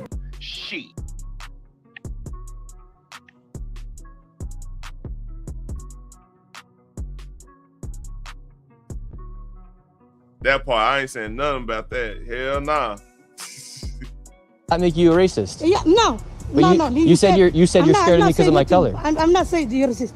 You said you're scared of me because of my color. That makes you a racist. So right now they're all getting mad because he's showing the paperwork of this business being registered as a business. 74 children, no children. We saw one. You see people that's gathering too slightly. You see that? Y'all better make a move. Child when the lady opened up the door. So but now they're all getting mad. What was this money spent on?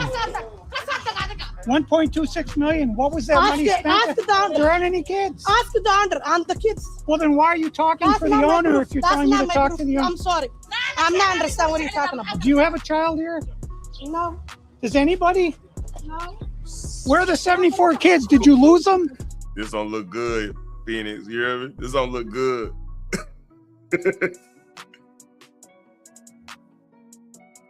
You there, Phoenix? Oh shit. Yeah. Did you lose these kids? My bad, I was on mute. Yeah, I know this. I was on mute. This ain't looking good, man. For real. But you just proved my point. I said that's why she said she was scared of him because of his color. You fucking shit up. Like, how you lose 74 kids? You ain't got one of them kids. Like, can't one of them shoot out right quick? Man, shit crazy, man. You a whole daycare facility, and where's the aggression coming from? Because he asked to put his kid in a daycare. Man, hey, have you ever shined a light on a possum? Well, what they do when you shine a light on them? Run.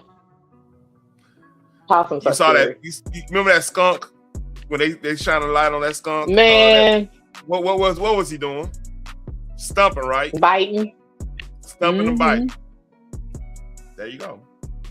Do I need to call someone? Do I need to issue an Amber Alert for missing children?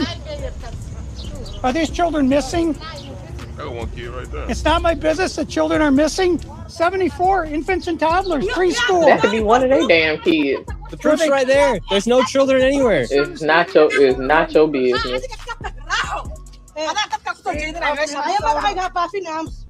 I think we're moving on to the next location. Yeah, you might want to make a Have a good day. Yeah, As we continue to show the blatant fraud that was taking place here in Minnesota, Somalis started following us around the city. And now we're being followed by the Somalis. This is another daycare center. Absolutely no signage. And there's no footprints in the snow of children playing outside. $5 million within the past 5 million in 2 years. Well, they finessing crazy. They finessing. 5 million. Ain't nobody in that. Come on, man. But ain't nobody supposed to be mad that all their resources is going toward fraud. Do you know the IRS? How many people they brought down just for not paying taxes? None of them are paying taxes on all this shit they fraud. Man, the feds, if don't let you become a powerful, influential person and don't pay any taxes, they gonna throw you down. Like, man, they literally got Wesley Snipes. That's why I've been throwing it out my mouth. You Blade, really? Blade. Shit, fucking Nino Brown. They like, you Nino Brown. Hey, they got him in the movie and in real life. Yeah, JJ, you on it. I've been on a little bit, but man, look, I got things going on in real life, man. Matter of fact, the funeral is Saturday. Fuck on my mother-in-law. Just let you know. Oh, condolences again. Yeah. I want to see I might do a live with my nephew, cause like we going down there, so we drinking and stuff. We don't have to talk about that later on. Anyway, back to the fraud shit. 0.9 million they received in 2 years. That facility right there. And now we have a group of Somalis telling us in our vehicle right now. From this daycare center, we headed over to the infamous Quality Learning. All right, you see this? All right, I got. Yeah, that's the one. That's the one. All right. Good. Center, which actually spells Quality Learning Center on the outside of your sign. That's how blatant this fraud is here at this daycare. Don't open up. So this is Quality Learning Center. I meant to say Quality Learning Center. Don't open up. They said they spelt learning wrong. Don't open up. How do you have ice here, ma'am? I'm literally a YouTuber. Don't open up. Ma'am, what do you think about the fraud that's taking place here in Minnesota? Don't open up. We have ice. And what? Phoenix, you remember what I'm saying? The biggest problem in our country is the white liberal woman. Yep. Like, the white liberal woman would call the police on all our black asses if we lived in their neighborhood. You included. You look threatening. Sad but true. Oh man, did you watch Dave Chappelle shit? No. I have not man. seen it as of yet. Man. I like the fact that he made everybody mad and happy at the same time. That's usually how his specials go, though. Oh, they prodding hard. And a white liberal woman helping them out with her bitch ass. I ain't gonna say that she really been a bitch ass person right now. This is our money going to this place. They can't even spell the goddamn learning right. You could have helped them doing that. I mean, right. Here's the thing. How you a learning center and you can't spell learning? Man. I got fraud written all over it right there. What do you think about this place being licensed for 99 children? Don't open up. And getting $4 million over the Open up. It's ice. $4 million in the last 2 years? Go away. What do you think about that? Are you in favor? Away. Are you in favor of that? Go away. You know You're not welcome here. Shame on you. Are you in favor of $1.9 million going illegally, fraudulently to this business that has quality learning center, but can't even spell learning right on the door. Don't open up. Ma'am, ain't nobody in there, girl. You ain't gotta yell. She's probably getting a cut out of this shit too. Somebody might need to investigate her. That's what it sounded like to me. Hey, look, you ain't better mess up my Christmas, goddamn shit. Look, Yes, y'all better open this motherfucker up. Hey, make sure. She trying to go to Minnesota Viking game. She ain't hear nothing we saying. Now, give me that taxpayer money. That's it. She trying to kick where Prince used to kick at. She ain't hear nothing about, dirty business. Nice. I don't care who you are. You don't belong here. I belong here just like you belong here. Don't open up. It's ice. You do realize that there's supposed to be 99 children in here at this building, but there's no one here. This is a child daycare center. There's 99 children. Paid $1.9 million this year in CCAP funding. She don't give a damn about them kids. They run away. Where are the children? This is state of Minnesota. Hold up. See that? She got keys there. She probably working this motherfucker. Yeah, man, hey, somebody investigate her ass for real. Where her money going? Why she screaming, don't open up, it's ice, and they out there literally saying we trying to figure out where the kids are, and it's $1.9 million of fraud going on in this building. Why is that not the concern? Why is she talking about it's ice? Do you see him with any protective gear on? Do you see an ice truck anywhere in the vicinity? If it was ice, they kick it through that door. They ain't fucking around. Correct. They ain't got to worry about opening up. Do you see a tank ready to pull that motherfucker open? But see, they ain't got to wait on nobody to open up. They will pull that wall clean out. My question is, she got keys. Why is she's over here? You have to work there. Or adjacent. Yeah, and I hope she ain't in charge of nobody kids because she's well misinformed talking about it's ice. How did you come to that conclusion? Can't spell learning and don't recognize ICE officers when you see them. These kids is lost. Thank God ain't nobody in there. And who are you? My name's Nick Shirley, ma'am. And who are you with? Nick Shirley. Nick Shirley on YouTube. Yeah, so who are you with here? Oh, he's just been doing some research investigating the fraud that's taking place here in Minnesota. Yeah, I'm with Nick Shirley. This lady, she's calling us ICE. We're just trying to put law and order. All right. I mean, it's icy outside, but whatever. There you go. Bam. So, just in Minnesota Department of Children says it has been shut down.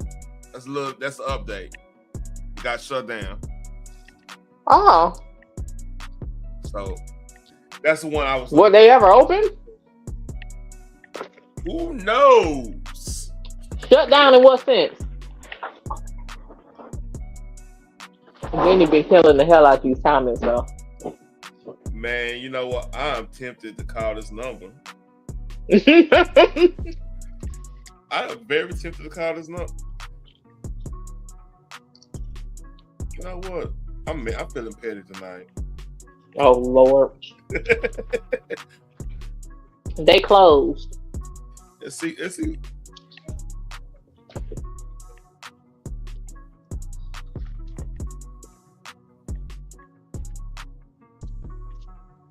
Please leave your message for 612. They shut that. Listen, the fact that that's the message, that shit was never a business. There ain't nowhere in hell. Yeah, it should have had like a hotline. Hey, Espanol, whatever. You know what I mean? Thank you for calling Quality Learning Center. Yeah. Not kids who can't read good. Look, yo, fuck this shit. Oh, what up, cut? What up, cut?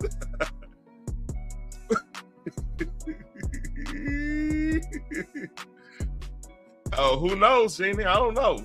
You know what? You know what? I called the motherfucker. I just paid that shit attention. I called her. He went to a cell phone voicemail. We already know what time it is. Boy, it'd be funny if they call me back. Oh, they call me back. I'm like, hey, man, what? Hey, can my kids go? I ain't my hell no. My kids know how to read. They gonna laugh at that shit. Okay. Quality Learning Center for kids who can't read good. Man, I would never send my child there. Hold up.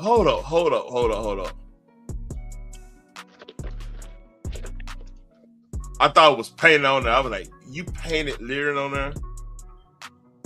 Learning, not learning, learning. Let's see. And instead of saying to improve children's reading, it said for kids who can't read good. Are we serious? Hold up. Let's look at the grammar errors. Why you got the KWCRG capitalized? I don't know. You're gonna have all of them capitalized.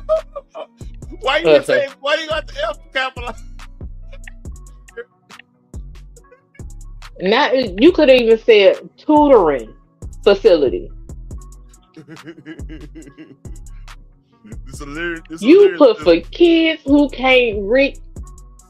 I'm done. Next.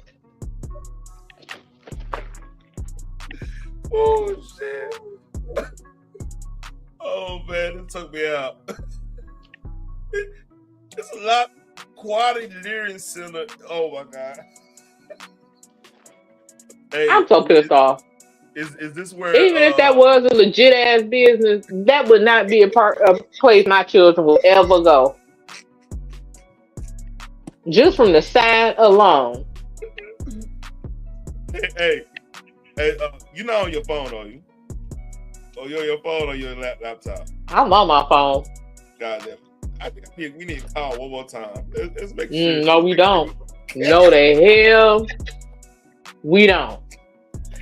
I'm not even sure they know how to answer a damn phone. Oh shit.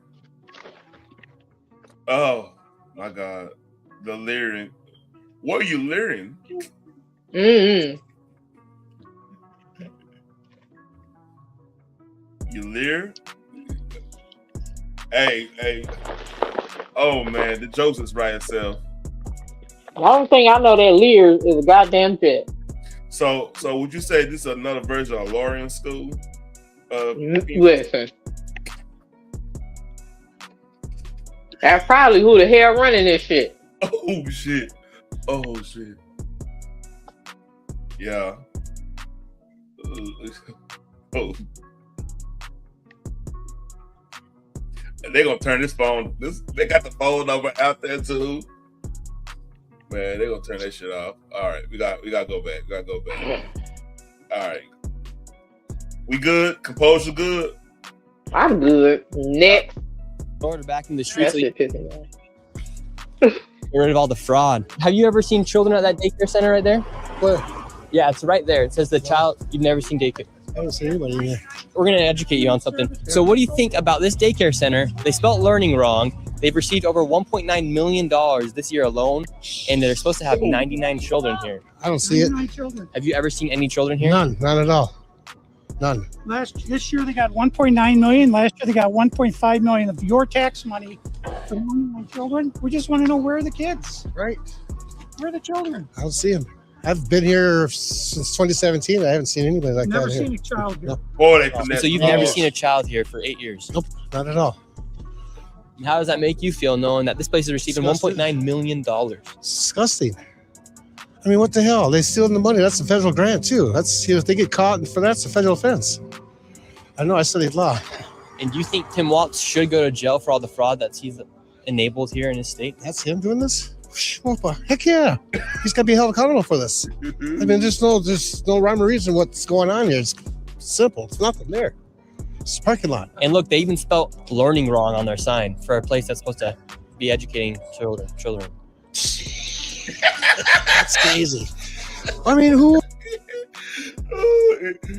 It's just the joke is right, so. Man. That's just fucking ridiculous. You know what? I'm tempted to make that like an overlay from when stupid people come on the panel if they ever happen. Listen. I might do that. I'm feeling real petty tonight. Well, who runs it? Who supposedly runs it? Somalians. Oh my God. I might make that a thumbnail for a nerdish show. It's just a lot of creativity just coming out, man. Oh my God. Well, where? Yeah, it's just. I've never seen nobody here at all. So how long have you been living here? Since 2017. 2018. You've never seen a single child walk in that building? No, not at all. So this daycare center is literally just a place to traffic money. $1.9 million just this year alone. And this guy's been living here for 8 years and has never seen a single child walk through those doors. There's no windows either. No. And so if you want to have a daycare, you should have windows. That's like part of the thing, because like natural light, the whole nine, you know what I'm saying? Yeah. I mean, it's not very green. You know, they worry about everybody being green and being environment. What you should have fucking windows for, I don't know, natural light, so you don't have to run electricity so much, even though you have to do it for the code anyway. I don't know. Just thinking. Who need windows? I don't know. So, anything on this? No, I'm so done. Once I seen that damn sign, I was through. All right, here's some more. Early Learning Center, and it's licensed for 90 children. And in fiscal year 2025, they received $3.6 million. In fiscal year 2024, they received $3 million. So in 2 years, they got $6.67 million, claiming they have 90 children every day of the week, 5 days. By the way, spoiler alert, they get up to the $100 million range of all the fraud in that city alone. Ain't that something? But we still got homeless on the street, and we need to blame for the homeless. You and I, who make a good living, and we don't care enough. That's what they tell us. We don't care enough. The billionaires and the millionaires and billionaires don't care enough. But you got this shit going on.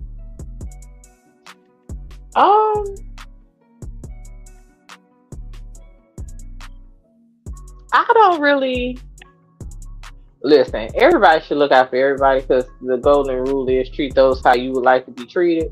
Love your neighbor as you love yourself. Now, I don't believe in doing it to the detriment of yourself, but do what you can wherever you can. Millionaires and billionaires, even though they have what they call their what is it called? Their green something. Anyway, I used to know it by heart, but different companies have their stuff like that. Yeah. No. Their pledge. I would say their green pledge. How they help the neighborhood and communities or whatever. Now, some companies do. You see them out there, keeping up with like the abandoned lots or whatever. Yeah. They'll plant a garden or whatever, but it's not enough. The homeless population has gotten out of control, mainly because after COVID, everything shot up. Like living expenses shot up, but everything was shut down at the same damn time. And then a lot of businesses went out of closed down. But your wage still stayed the same. So now you have to move people in your house or move in with somebody else just so you can afford the cost of living. Now, fortunately, I've been hearing in the works that the real estate market is going to crash and everything's going to go either back to normal or below what it was, which will help me out tremendously. I hope that happens. Man, right now. And I'm telling you right now, let that real estate market crash in Texas. This my setup right now is look like the hood compared to what I'm about to get. Shit, I'm like this.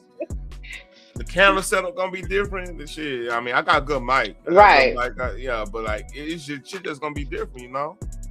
I might be in a room with a strip pole in the behind, you know. And, you know, my wife might be in the spirit. Shit, goddamn. I have said for the past couple years, I might have to dust off my clear heels. This some bullshit. Man, I ain't even hear nothing about that. Now I got visions. I don't need hearing that, man. I ain't been to strip club since Me Too, man. They started starting. I ain't been one of them in forever. I like, man. When I heard that was story niggas, man, saying, "Hey, you did this." I can't even be in that no more.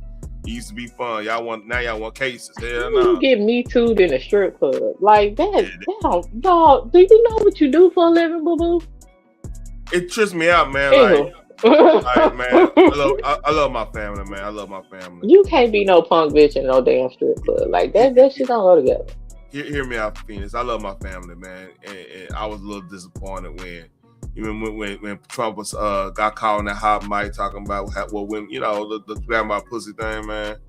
I had some cousins that you know they was in the life a little bit, was offended by that.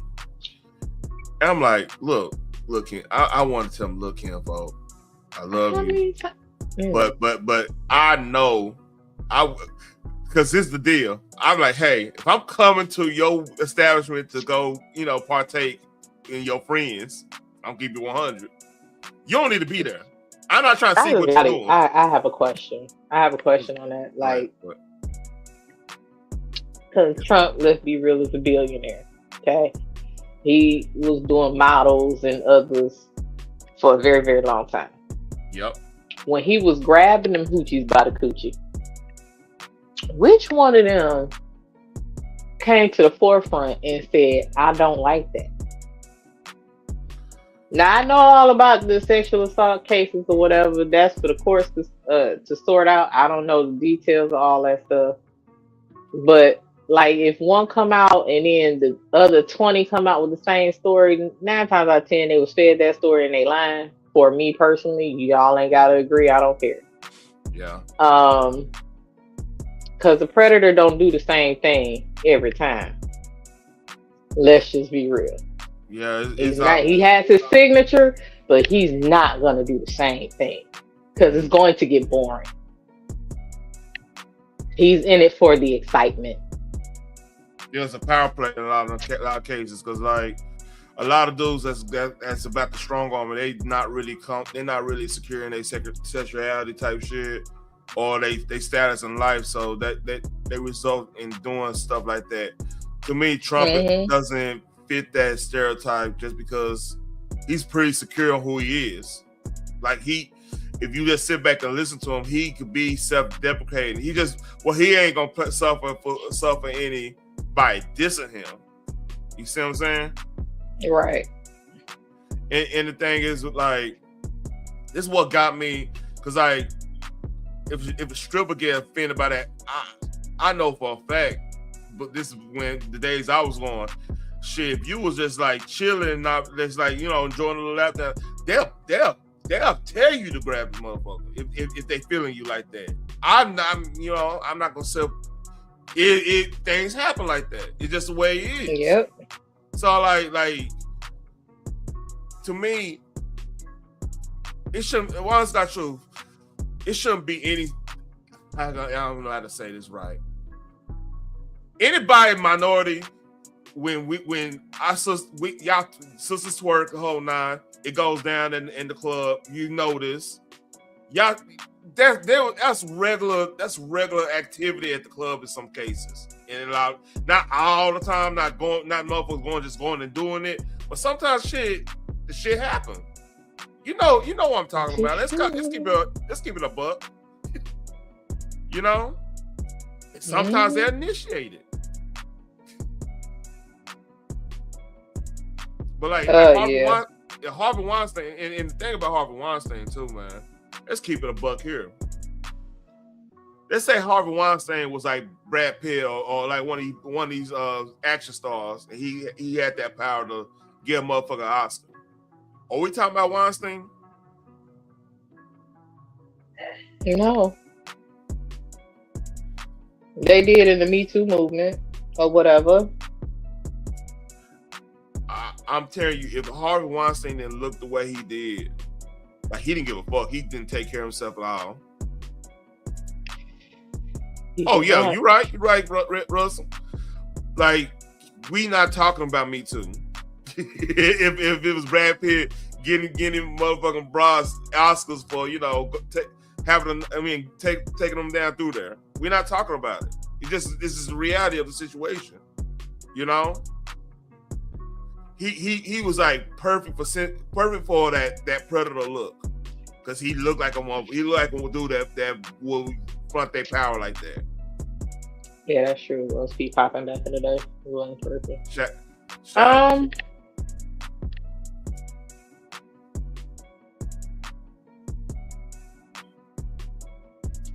Back in the day when Luke came out, he was talking about pop that coochie, so yeah. And y'all partaked in that. I think what really, see, the Diddy, allegedly. I'm going to say it was the bass. I don't give a damn. It was that beat. How it sounded thumping through them speakers, yeah, that I ain't give a damn what the hell he was talking about. Yeah, Russell, that was some devil shit for real, because gluttony, that whole that sin, that's what that's the vibe I get from that, because how are you that rich and just not taking care of yourself, man? That's just weird to me. Like, you got nothing but to me, if you take care of yourself and you that powerful, that actually enhance your power enhance your power in a lot of ways. Don't you agree?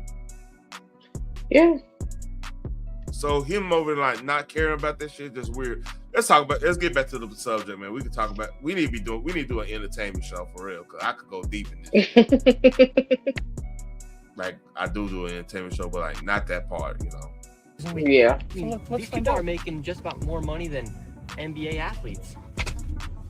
And we don't even know if they're paying taxes, but we don't know where this money is going. Is it going to terrorism? Where is it going? But it's theft, it's fraud. And the reason I'm involved is I want it to stop. I care about Minnesota. I'm doing this for the people of Minnesota. I don't make a dime off all this time I've spent on this.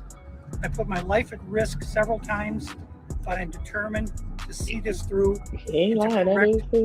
Wrong. I agree with that, Russell. I agree with that. In Hollywood in general, man, it's just a lot like, yeah. And so was Elvis. Here at Future Leaders Early Learning Center, this building received over $3 million. Hello, how are you? I would like to see if I could bring little Joey, my son, little Joey here. Is there paperwork, or can I check out the daycare? No. Why can't I check out the daycare? Okay, but if I can't get paperwork or anything to submit my son, little Joey, to come in here to daycare? We'd really like to put Joey in this daycare. We've heard great things. No, I would like your business card, actually. You talk to you, right? Okay, can I speak with somebody? Where are the children at? Are there children here today? No. No children. They don't even hear nothing. Why are there no children? We have two of Mexico. Would my son, little Joey, have friends? So hold up, let me make sure that I get this right. I don't know what the hell the manager not being there got to do with somebody wanting to check out the facility so that they can see if they want their children in their daycare. That if this is middle of the day, usually daycares are filled up in the middle of the day because parents going to work. Mm-hmm. So what she said, you don't hear Pete coming out that damn thing. Like my daughter's daycare shit, this is live, you know what I mean?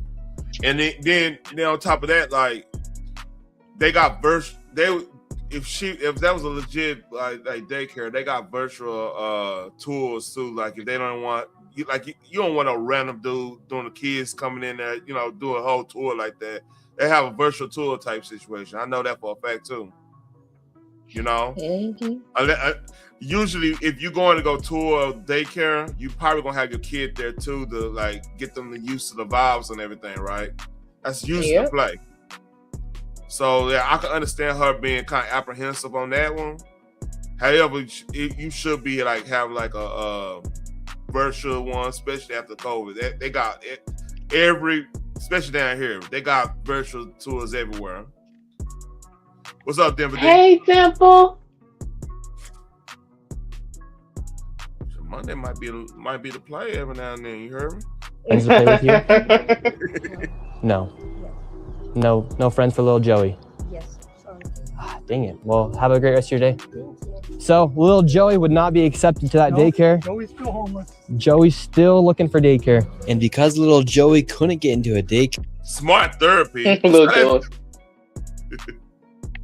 we went to an autism center, as they have been popping up everywhere as a rise of autism has occurred here in Minnesota because of the government funds that they're receiving. I tried to check my son Joey into an autism center.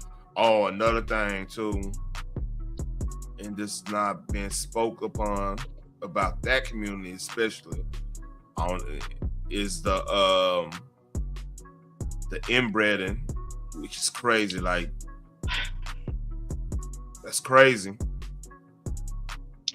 I mean, that's why most of the folks didn't bat an eye when they said, "Oh yeah, such and such married their brother for a green card." They like, "Bitch, that's normal."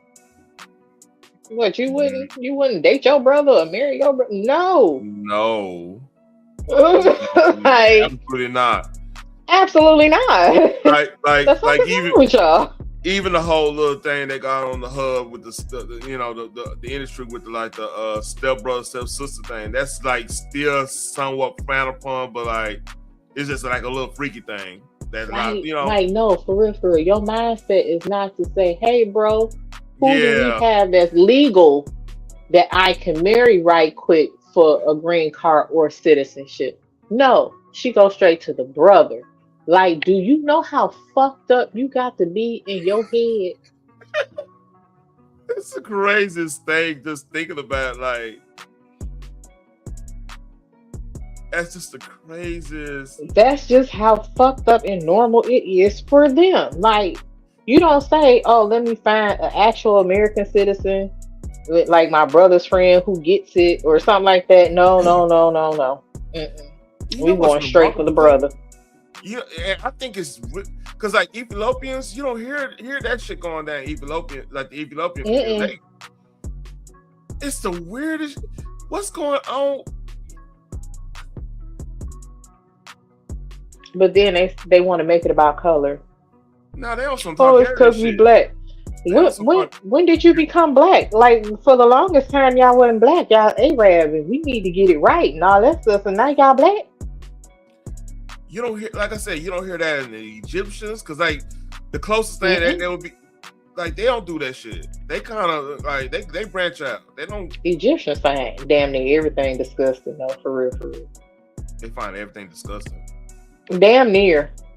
What do you mean? Like, it's almost like they expect perfection, and anything outside of that, their mind frame of perfection. Let me just put that in. Okay. Anything outside of that, you have literally lost your rabbit ass mind in their eyes. Oh, so they put it. It's kind of like how Germans are in a way. It kind of makes sense what you're saying, because like Germans, they're very pragmatic, and you got to be pretty much what it's supposed to be, or you're not it at all. Yeah, I get that, because like that's one thing. That's why I like how they went into like that. You know, the thirds and fourties wanted to get in detail. Like I'm talking about Germany, right? Germany. Wow, I'm being country here. Love their beer though. I love their beer. Oh, great, man. Steins, man. Our beer. Shit, they love our bourbon. Yeah, imported beer is way better than domestic. I'm sorry. IPAs is different. IPAs is different now.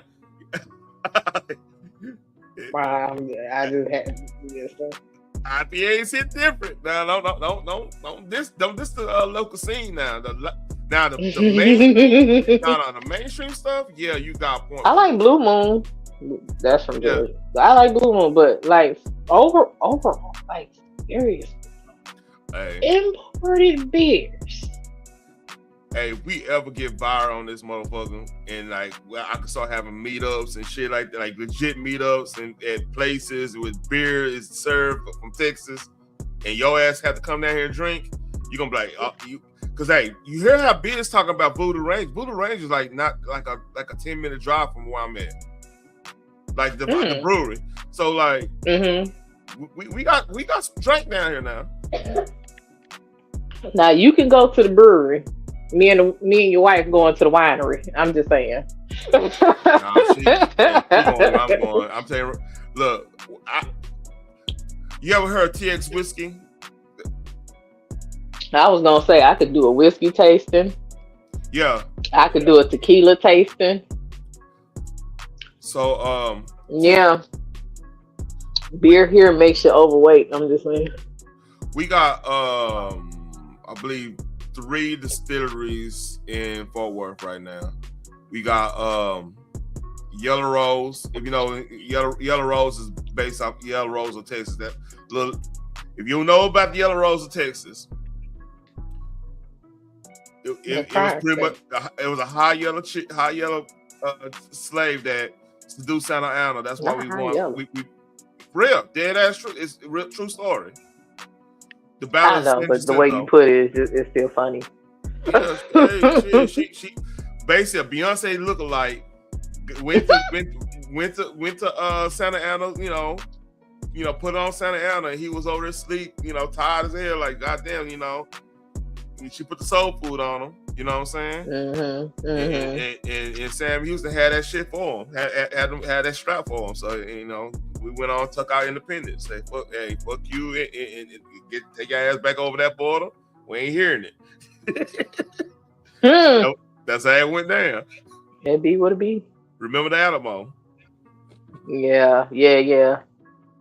But anyway, they got a whiskey name after Yellow Rose of Texas, like Yellow Rose Whiskey Distillery or whatever. Then we got TX whiskey. TX whiskey.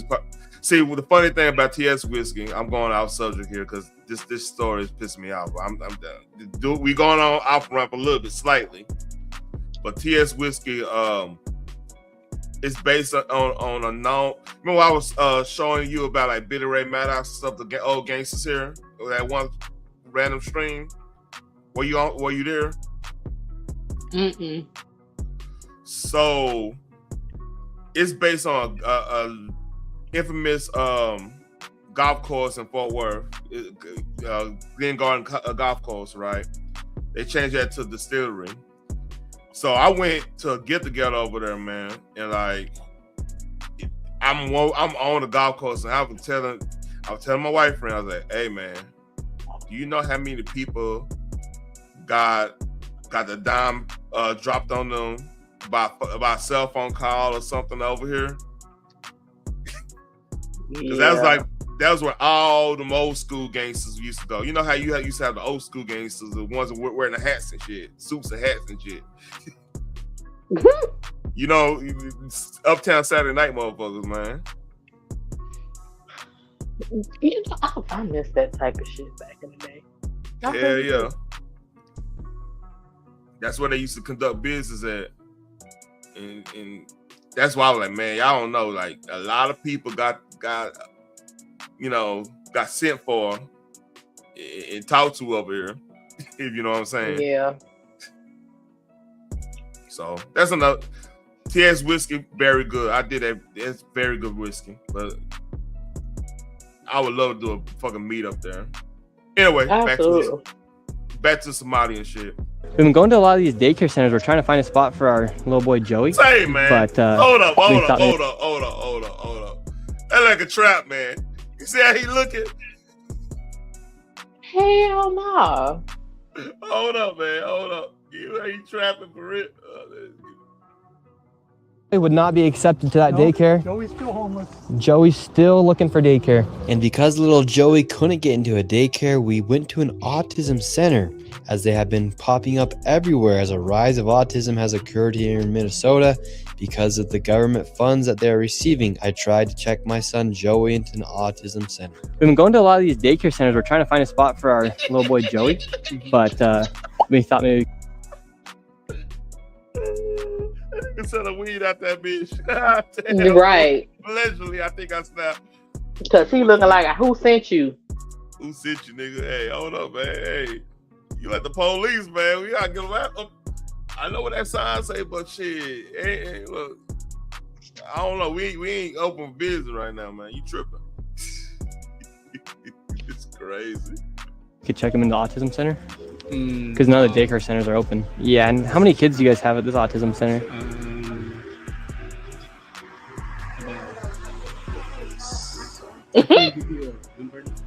Like more than 5?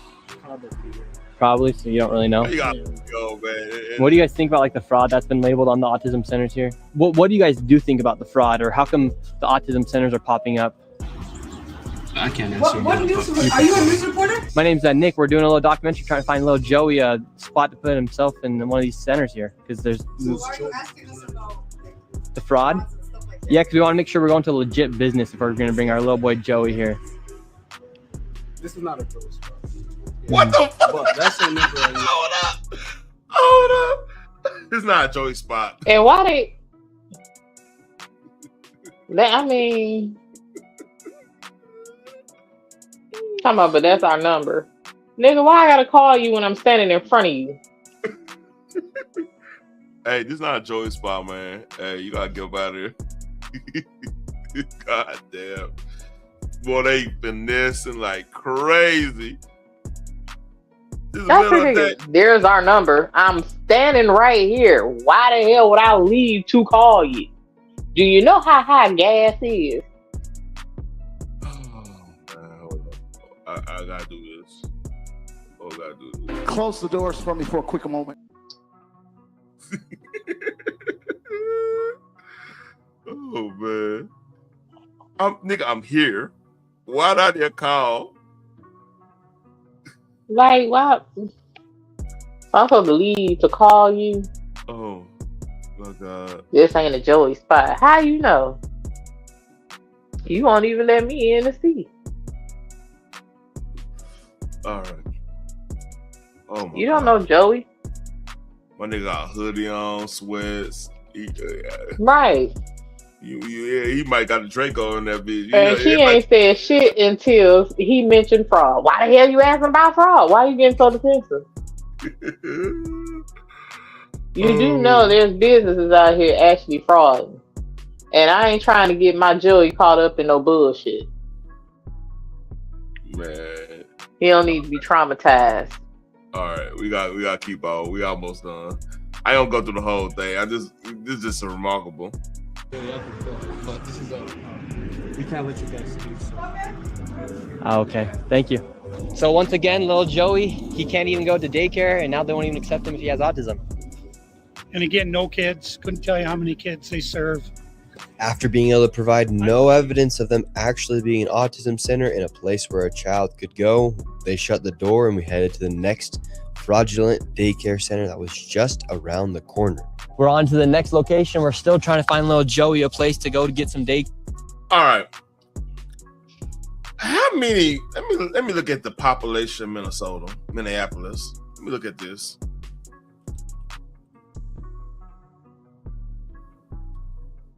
Boy, Prince is rolling over in his grave right now. Morris Day should be setting that shit on fire. And the time. So Jimmy Jam and Terry Lewis.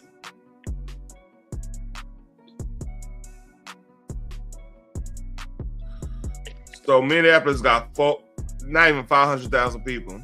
How they get all these goddamn? You got all these goddamn daycares. You only got 500,000. Correct. And not to mention, most of those daycares, if not all, are registered under the state, which means they get, you know how single mothers or single parents period get help from the state, and they have to actually put the name of the daycare that their child is going to. How much is coming out of that and going to a daycare, adult daycare, or even an autism center, saying that they keeping kids and they getting paid every week, every 2 weeks, however they doing it now? You know, like DHS. Yeah, they eating. These motherfuckers eating for real. And you mean to tell, and for some reason, if you sell food stamps to supplement your income, they will strike you with food stamp fraud. You can never in life get food stamps again, and they possibly might throw your ass in jail just because you was trying to maybe get something that you needed, like pay a light bill. You sold a couple of dollars of food stamps. But these motherfuckers can milk millions of dollars for daycare of non-existent children. And they're not even legal citizens. And nothing happens. Better yet, let you go cross state lines and with a pound of weed or something. Ooh. Or I mean, cocaine. Yeah, I can make an argument. All right, maybe the fentanyl is involved or something. Okay, I can understand being harsh on that because that could kill, that could unalive somebody. You know what I mean? But let you have more than what you're supposed to have on you going across state lines, or better yet, that's not even talking about like illicit, like a drug like that, which is not even considered like illicit drug anymore. Thanks to Trump on that one, they reclassified it. But let's say I'm a good old fashioned red-blooded Texan that like the Second Amendment, and I decide maybe I want to go Magic Man in California. Six Flags Magic Man. I want to go ride some rides there, and I bring mine legally obtained this and that and this and that. You know what I'm saying? And get stopped over there. They be trying to give me a fair charge. Mm-hmm. They don't think I'm trafficking weapons, even though it's my own legally own weapon. But these people get to walk free and do this nonsense, and they don't even like being here. They don't even like us. They'll kiss white folks' ass to get whatever they're gonna get, but they really don't like us. They think we beneath them until they need us. Yeah, that's true. See, that's the thing though. Everybody denies us until they want to attach themselves to our struggle and get our sympathy. Like, oh yeah, we'll help you out. And then they get everything and we still stuck with like folks arguing over reparations. Yeah. Oh, if y'all got reparations, Cadillacs will be out of business. They won't be able to mass produce it. How the fuck you know? I'm like this. You don't speak for every black, and why in the hell would it be wrong for anybody to want the car they dream? So, back to the pro-black thing we were talking about earlier. I think the best way to obtain the reparation thing is we all need to get first of all, we need to get way more business minded. That means making more intact families. Like, I hear what you're saying about, we talked about this about, if the family can't be intact, work it out through that way. That's good too. But the goal should be intact families, so we have the wealth to establish for the next generation. That's the best way. I completely agree with that. But you have to have like-minded people around you in your family to actually accomplish that. I agree. I absolutely agree. Because I've been saying to my family, back in the day, 18, you got to get the hell up out of my house. Meanwhile, you got generational wealth building on the white side, Asian side, and everything else, because they don't get rid of their kids until their kids are married. And even then, most times, even when they're married, they still get to stay home until they are well established to branch off on their own. That part. We didn't pick up that. You got to get the hell up out my house. Yeah, I mean, because like it's part of that. Like, shit, somebody probably had their kids too early. That happened a lot, so they want to live their second, college years and shit. You got a lot of that going on, or like shit. You don't, especially boys. Like shit. My situation was different because I was left things and I was already working and making, I had a career, I was doing things. So like my mama kind of leaned on me. Instead, it was reverse, which is crazy to think about it. That's crazy, ain't it? So I had to grow up. I had to grow up really fast and like peep game really fast and everything like that. So it was a little bit more on the reverse side, but like our mindset just have to change. Like the wedlock thing, having kids out of wedlock that gotta be the outlier. We gotta get it so it's the outlier, and then well, like some people be saying, bring back shame. Do you know they monetize that single motherhood shit, like 16 and pregnant? Oh no, MTV did that. And the they were encouraging women to have babies and the fathers to leave. I know, but that, like I said, that highlighting the toxicity of it all. That goes to what I was saying on KB's panel a while back when we were talking about Nicki Minaj and stuff. Like, we love and hate it. Like a lot of stuff. Like I said, You Dance Salute. That was a group of black folks, and I don't know what old dude was. Was he Hawaiian or whatever? I don't know what he officially was. You know what I'm talking about, the Asian cat.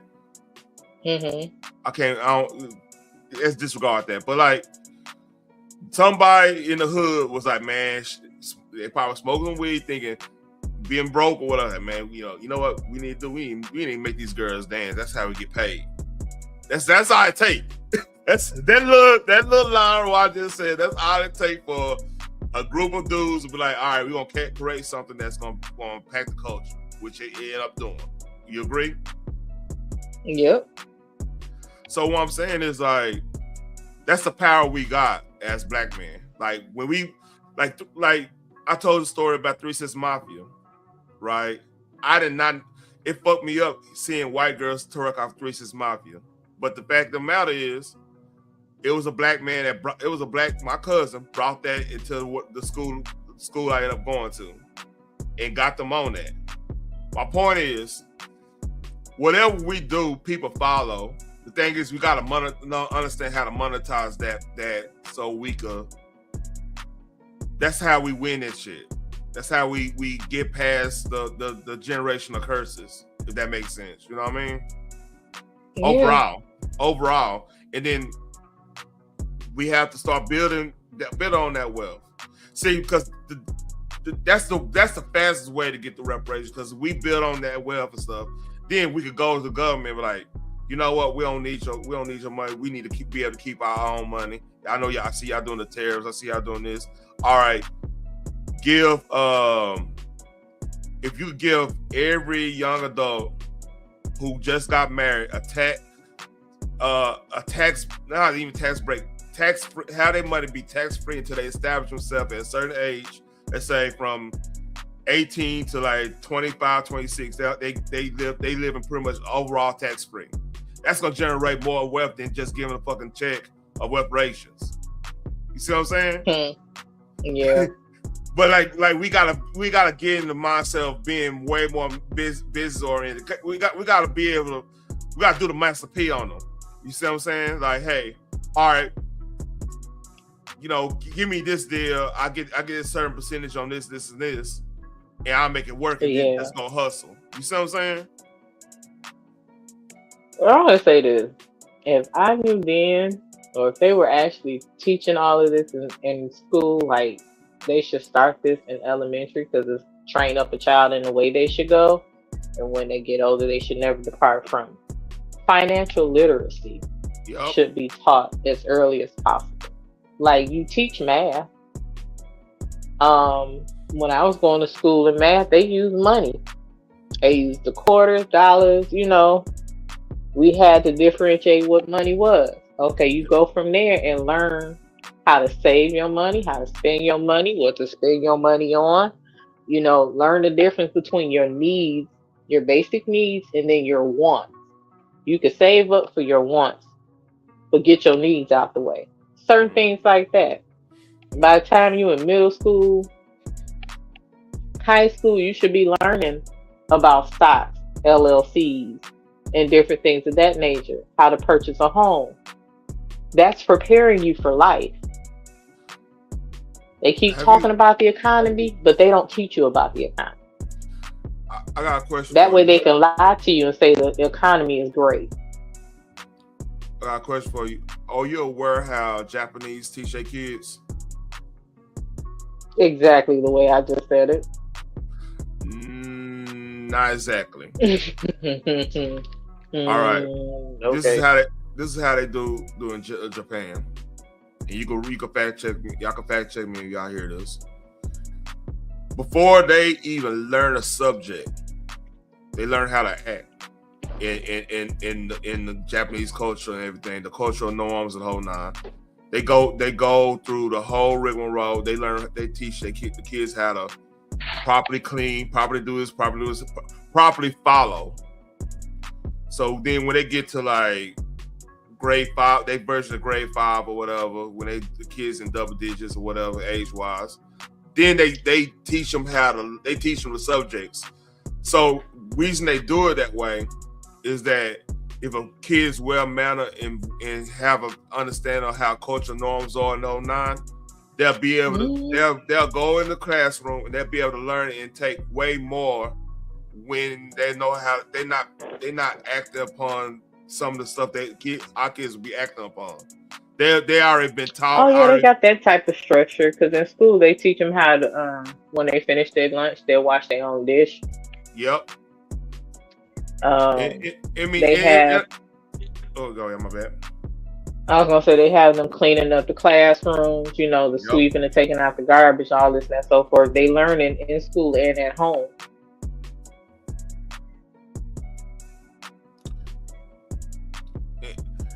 And like one of the biggest issues we have in our culture, right?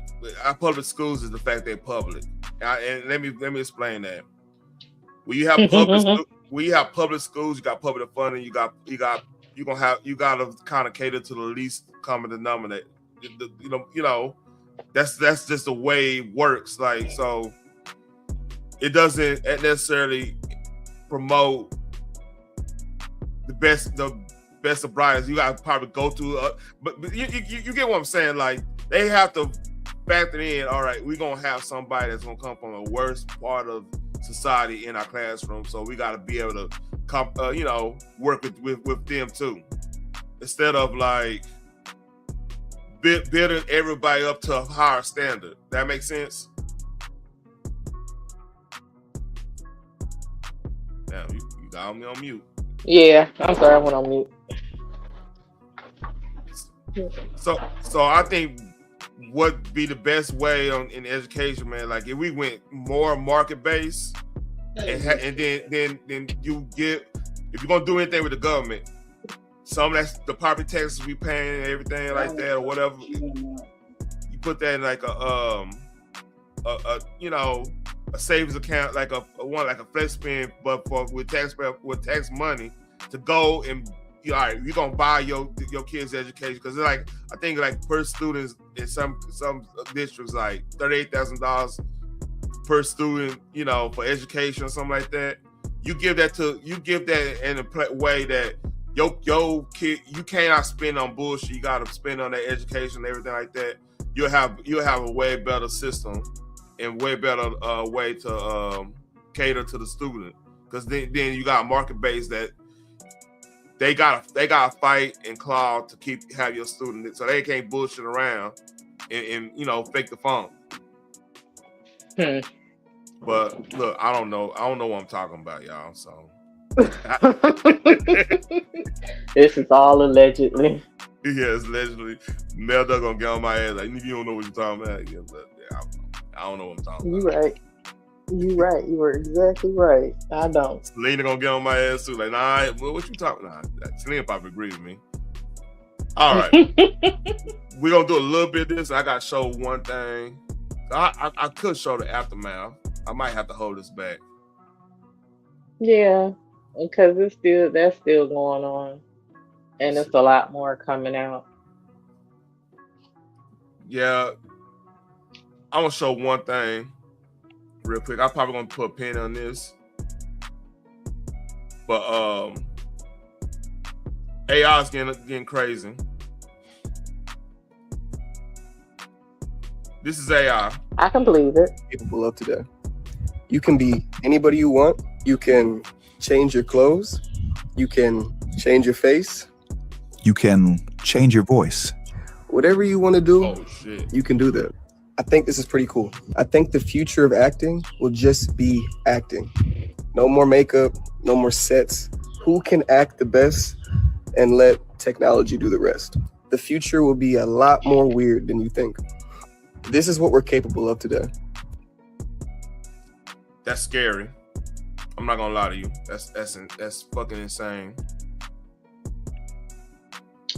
The fact that they're trying to get rid of humans is amazing because humans are actually agreeing with it without knowing, or they know, they can see it coming. Like, folks talking about the people that works in a fast food restaurant. Oh yeah, robots can do y'all jobs way better because y'all can't even get my fries and this and that, so forth, right? Okay, but how about those that need to support their family though? Well, those jobs are for high school kids anyway. Really? Yep. Okay, explain to me who the hell getting up at 6 in the morning to run a shift and they got to go to high school at the same damn time. Or when they close at 2 and 3 in the morning and still got to go to school the next day. Who doing that? Yeah, ideally. What high school kid is doing that? Ideally, you would want early to middle college age students for them type of shifts in the high school in the afternoon thing. That's typically what you will kind of want. I do think it's a problem if like somebody past that age working out as they already got their retirement, something like that. They just need something to do to keep the blood flowing, so to speak. I hope I don't sound insensitive saying that, because like I do think that's a good starting place for somebody just getting in the workforce. I do believe that. Because like you dealing with a lot of things dynamically and stuff like that. I don't disagree with that. That is a good place for a high school kid to start with, but it's not a job set up just for kids in high school. I don't want a high school student managing McDonald's. Like, I just don't. No. I don't believe that they should wake up and the first thing they do. Now, back in the day, they did used to deliver papers, but running a shift at McDonald's or Wendy's or something like that, that is not something they should do. Yeah, because my person believe like running the shift. The oldest person should be that running shift unless you are part owner of the franchisee type situation.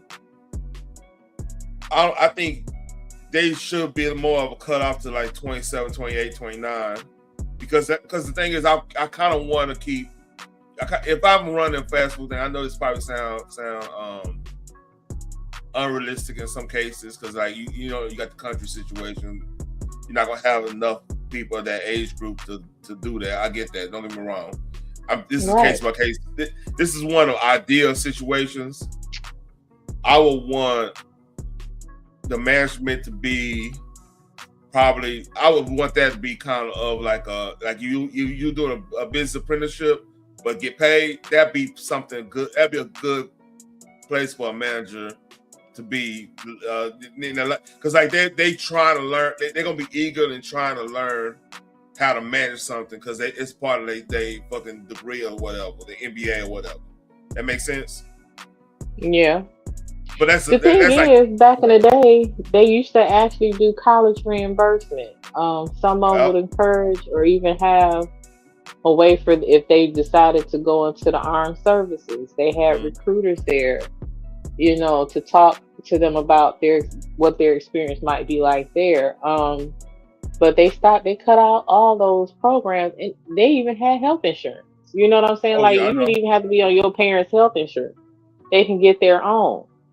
Oh, yeah, I ain't gonna lie to you about that. Listen, a lot of shit got fucked up, but they took all that stuff out just so they can get their shareholders more of a piece of pie and do less for the actual employees that are actually running the businesses. And the thing is, you complaining about a motherfucker for getting your fries, while on their mind it's like, who gonna watch my kids while I'm on shift? I wonder what they doing. How am I gonna pay rent? Because they not paying me enough. Like the cost of living and what they paying me is peanuts. Like that person is stressed the fuck out, and you worried about some damn fries. And then you don't even say it kindly the first time. You want to catch the attitude. This my order all wrong. They'll be like, "Oh, I'm sorry. I don't give a fuck about your sorry, blah blah blah." So now they got to deal with that on top of that. Detroit shit right there, girl. Ooh, that's how some Detroit shit. Like she just, somebody almost hear her coming in that motherfucking drive-through and shit. Yeah, I hear that. I'm trying to say, like, you don't know what type of day that person is having. You know what I'm saying? And you just gonna add to it instead of trying to be the mature adult. I'm just saying. Just like with Walmart and other places like Kroger and stuff like that got self-checkout. I do not do self-checkout. I don't work here. They got more self-checkout lines than they do actual register. You putting people out of the workforce. You pushing people out of the workforce voluntarily. I think another part we got to realize too. We got to be real careful when people try to push certain movements in your job because of emotion. They're not really thinking this shit through. Because a lot of times, like with Walmart, for example, there's a lobby. Let's go back to when I was talking about how law get passed around. It's always some type of research, a lobby, or somebody. You know what I'm saying? Yeah. We gotta be real mindful of that shit, man. Because like, there's a lobby that we could get real deceived. Like we could probably have a decent situation, but we feel like we get more. But somebody who's pushing that more could be like, well, I got stock in these checkout consoles or whatever. Let me go and push this, get rile up the masses, get you ready to go strike and act a fool and everything. And then I could flip my thing I got on stocking. I could flip that to the owners and say, shit, I got me a little lick here. I'm gonna win both ways. People do that shit, man. And then they work on our emotions because, like, getting paid $10 an hour in today's economy is not anything, you know. You ask for $20 an hour at a place where it was supposed to be minimum wage and you're supposed to be just there to learn and get work experience. You're eventually gonna price yourself out of that situation in a lot of franchisees' minds, you know. They got to pay for overhead and everything. Somebody's manipulating us in this type of shit. That's basically what I'm getting at. This is true. Gotta be real careful of that, man. Like I try not to complain at work a lot about things going on because like sometimes some folks will they'll make a simple thing more overcomplicated to get us, something extra. But you go and complain about it and they simplify it, you lose money off of that. You don't know. Yeah. I completely agree with that. You never know. You just never know. So this goes back to my pro-black message on this shit. Overall, I was like, we we shouldn't be so hung up on what job we are and everything. We should be, whatever job you're at, you should be using that to fund whatever passion you got that you try to monetize. That's just because that's the only way you stay a slave in something is if you think you need it. Like a lot of slaves that leave the plantation because they feel like they didn't know what to do with freedom. Yeah, the same way when you come out of jail, they usually tell you you're gonna come right back because they know if you've been in there for a certain amount of time, it takes a while for you to acclimate yourself back into society. Yeah, some people scary, do it man. with ease because they cannot wait to get the fuck away from them people. And some of them that they just made it a way of life. Yeah, to be able to deal with being in there every day. Because you gotta look at it like this, like it's no, I ain't gonna don't equate this as the same thing when I say this, but like even the military, there's some people that just want they never had structure in their life a lot of times. Not every time, but a lot of times. Structure, if you live in chaos and you get something that's structured, that's intoxicating. That's just as intoxicating as like you've been celibate woman all your life and then finally trip over a dick. You're gonna be going crazy. You see what I'm saying? It's the same concept, you know? Not trip over it though. Yeah, trip over dick. Like a dude ain't that an incel get some pussy, he gonna go crazy. He gonna I ain't know it could be like this, but yeah. Yeah, I know, especially when the reactions they're like, hold up. So I've been Jake Steed all this damn time. I've been Mr. Marcus all this time and then no. The fuck? It up your head. Next thing you know, you wanna see if the cousin think this way, like a homegirl think this way. That's when you go down that road and you gonna think you all too mad like Alexander O'Neal.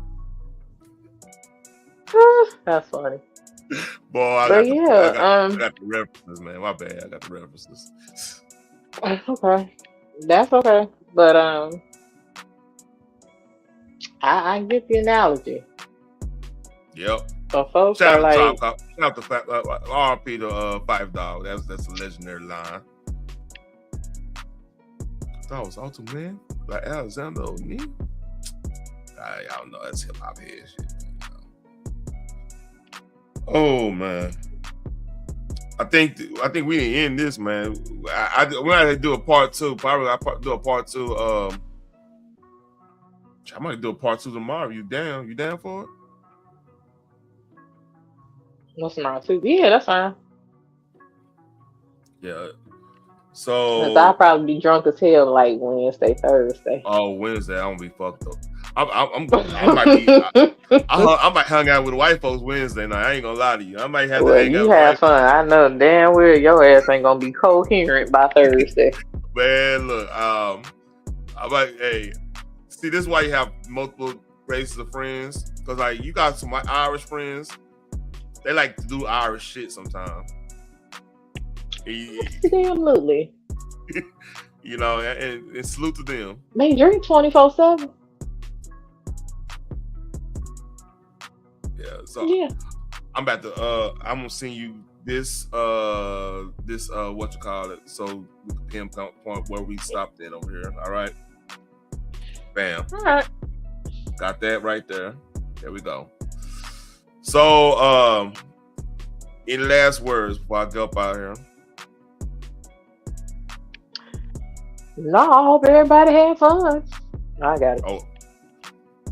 Yeah. We kind of all over the place, but yeah, the Somali stuff, like the fraud shit, even though a lot of Americans participate in fraud, but at least they pay into the system for the most part. Most of them, not everybody, but most of them. But to come over here and commit fraud and then sending all that stuff back to people that basically means to harm us, that's a different beast. Yeah. I'm just saying, like we're funding our own terrorists, to be blunt with it. Yeah, that's a whole different damn beast. That part. And nothing's being done about it. Oh, I think something better get done. The government is actually cheering that shit on.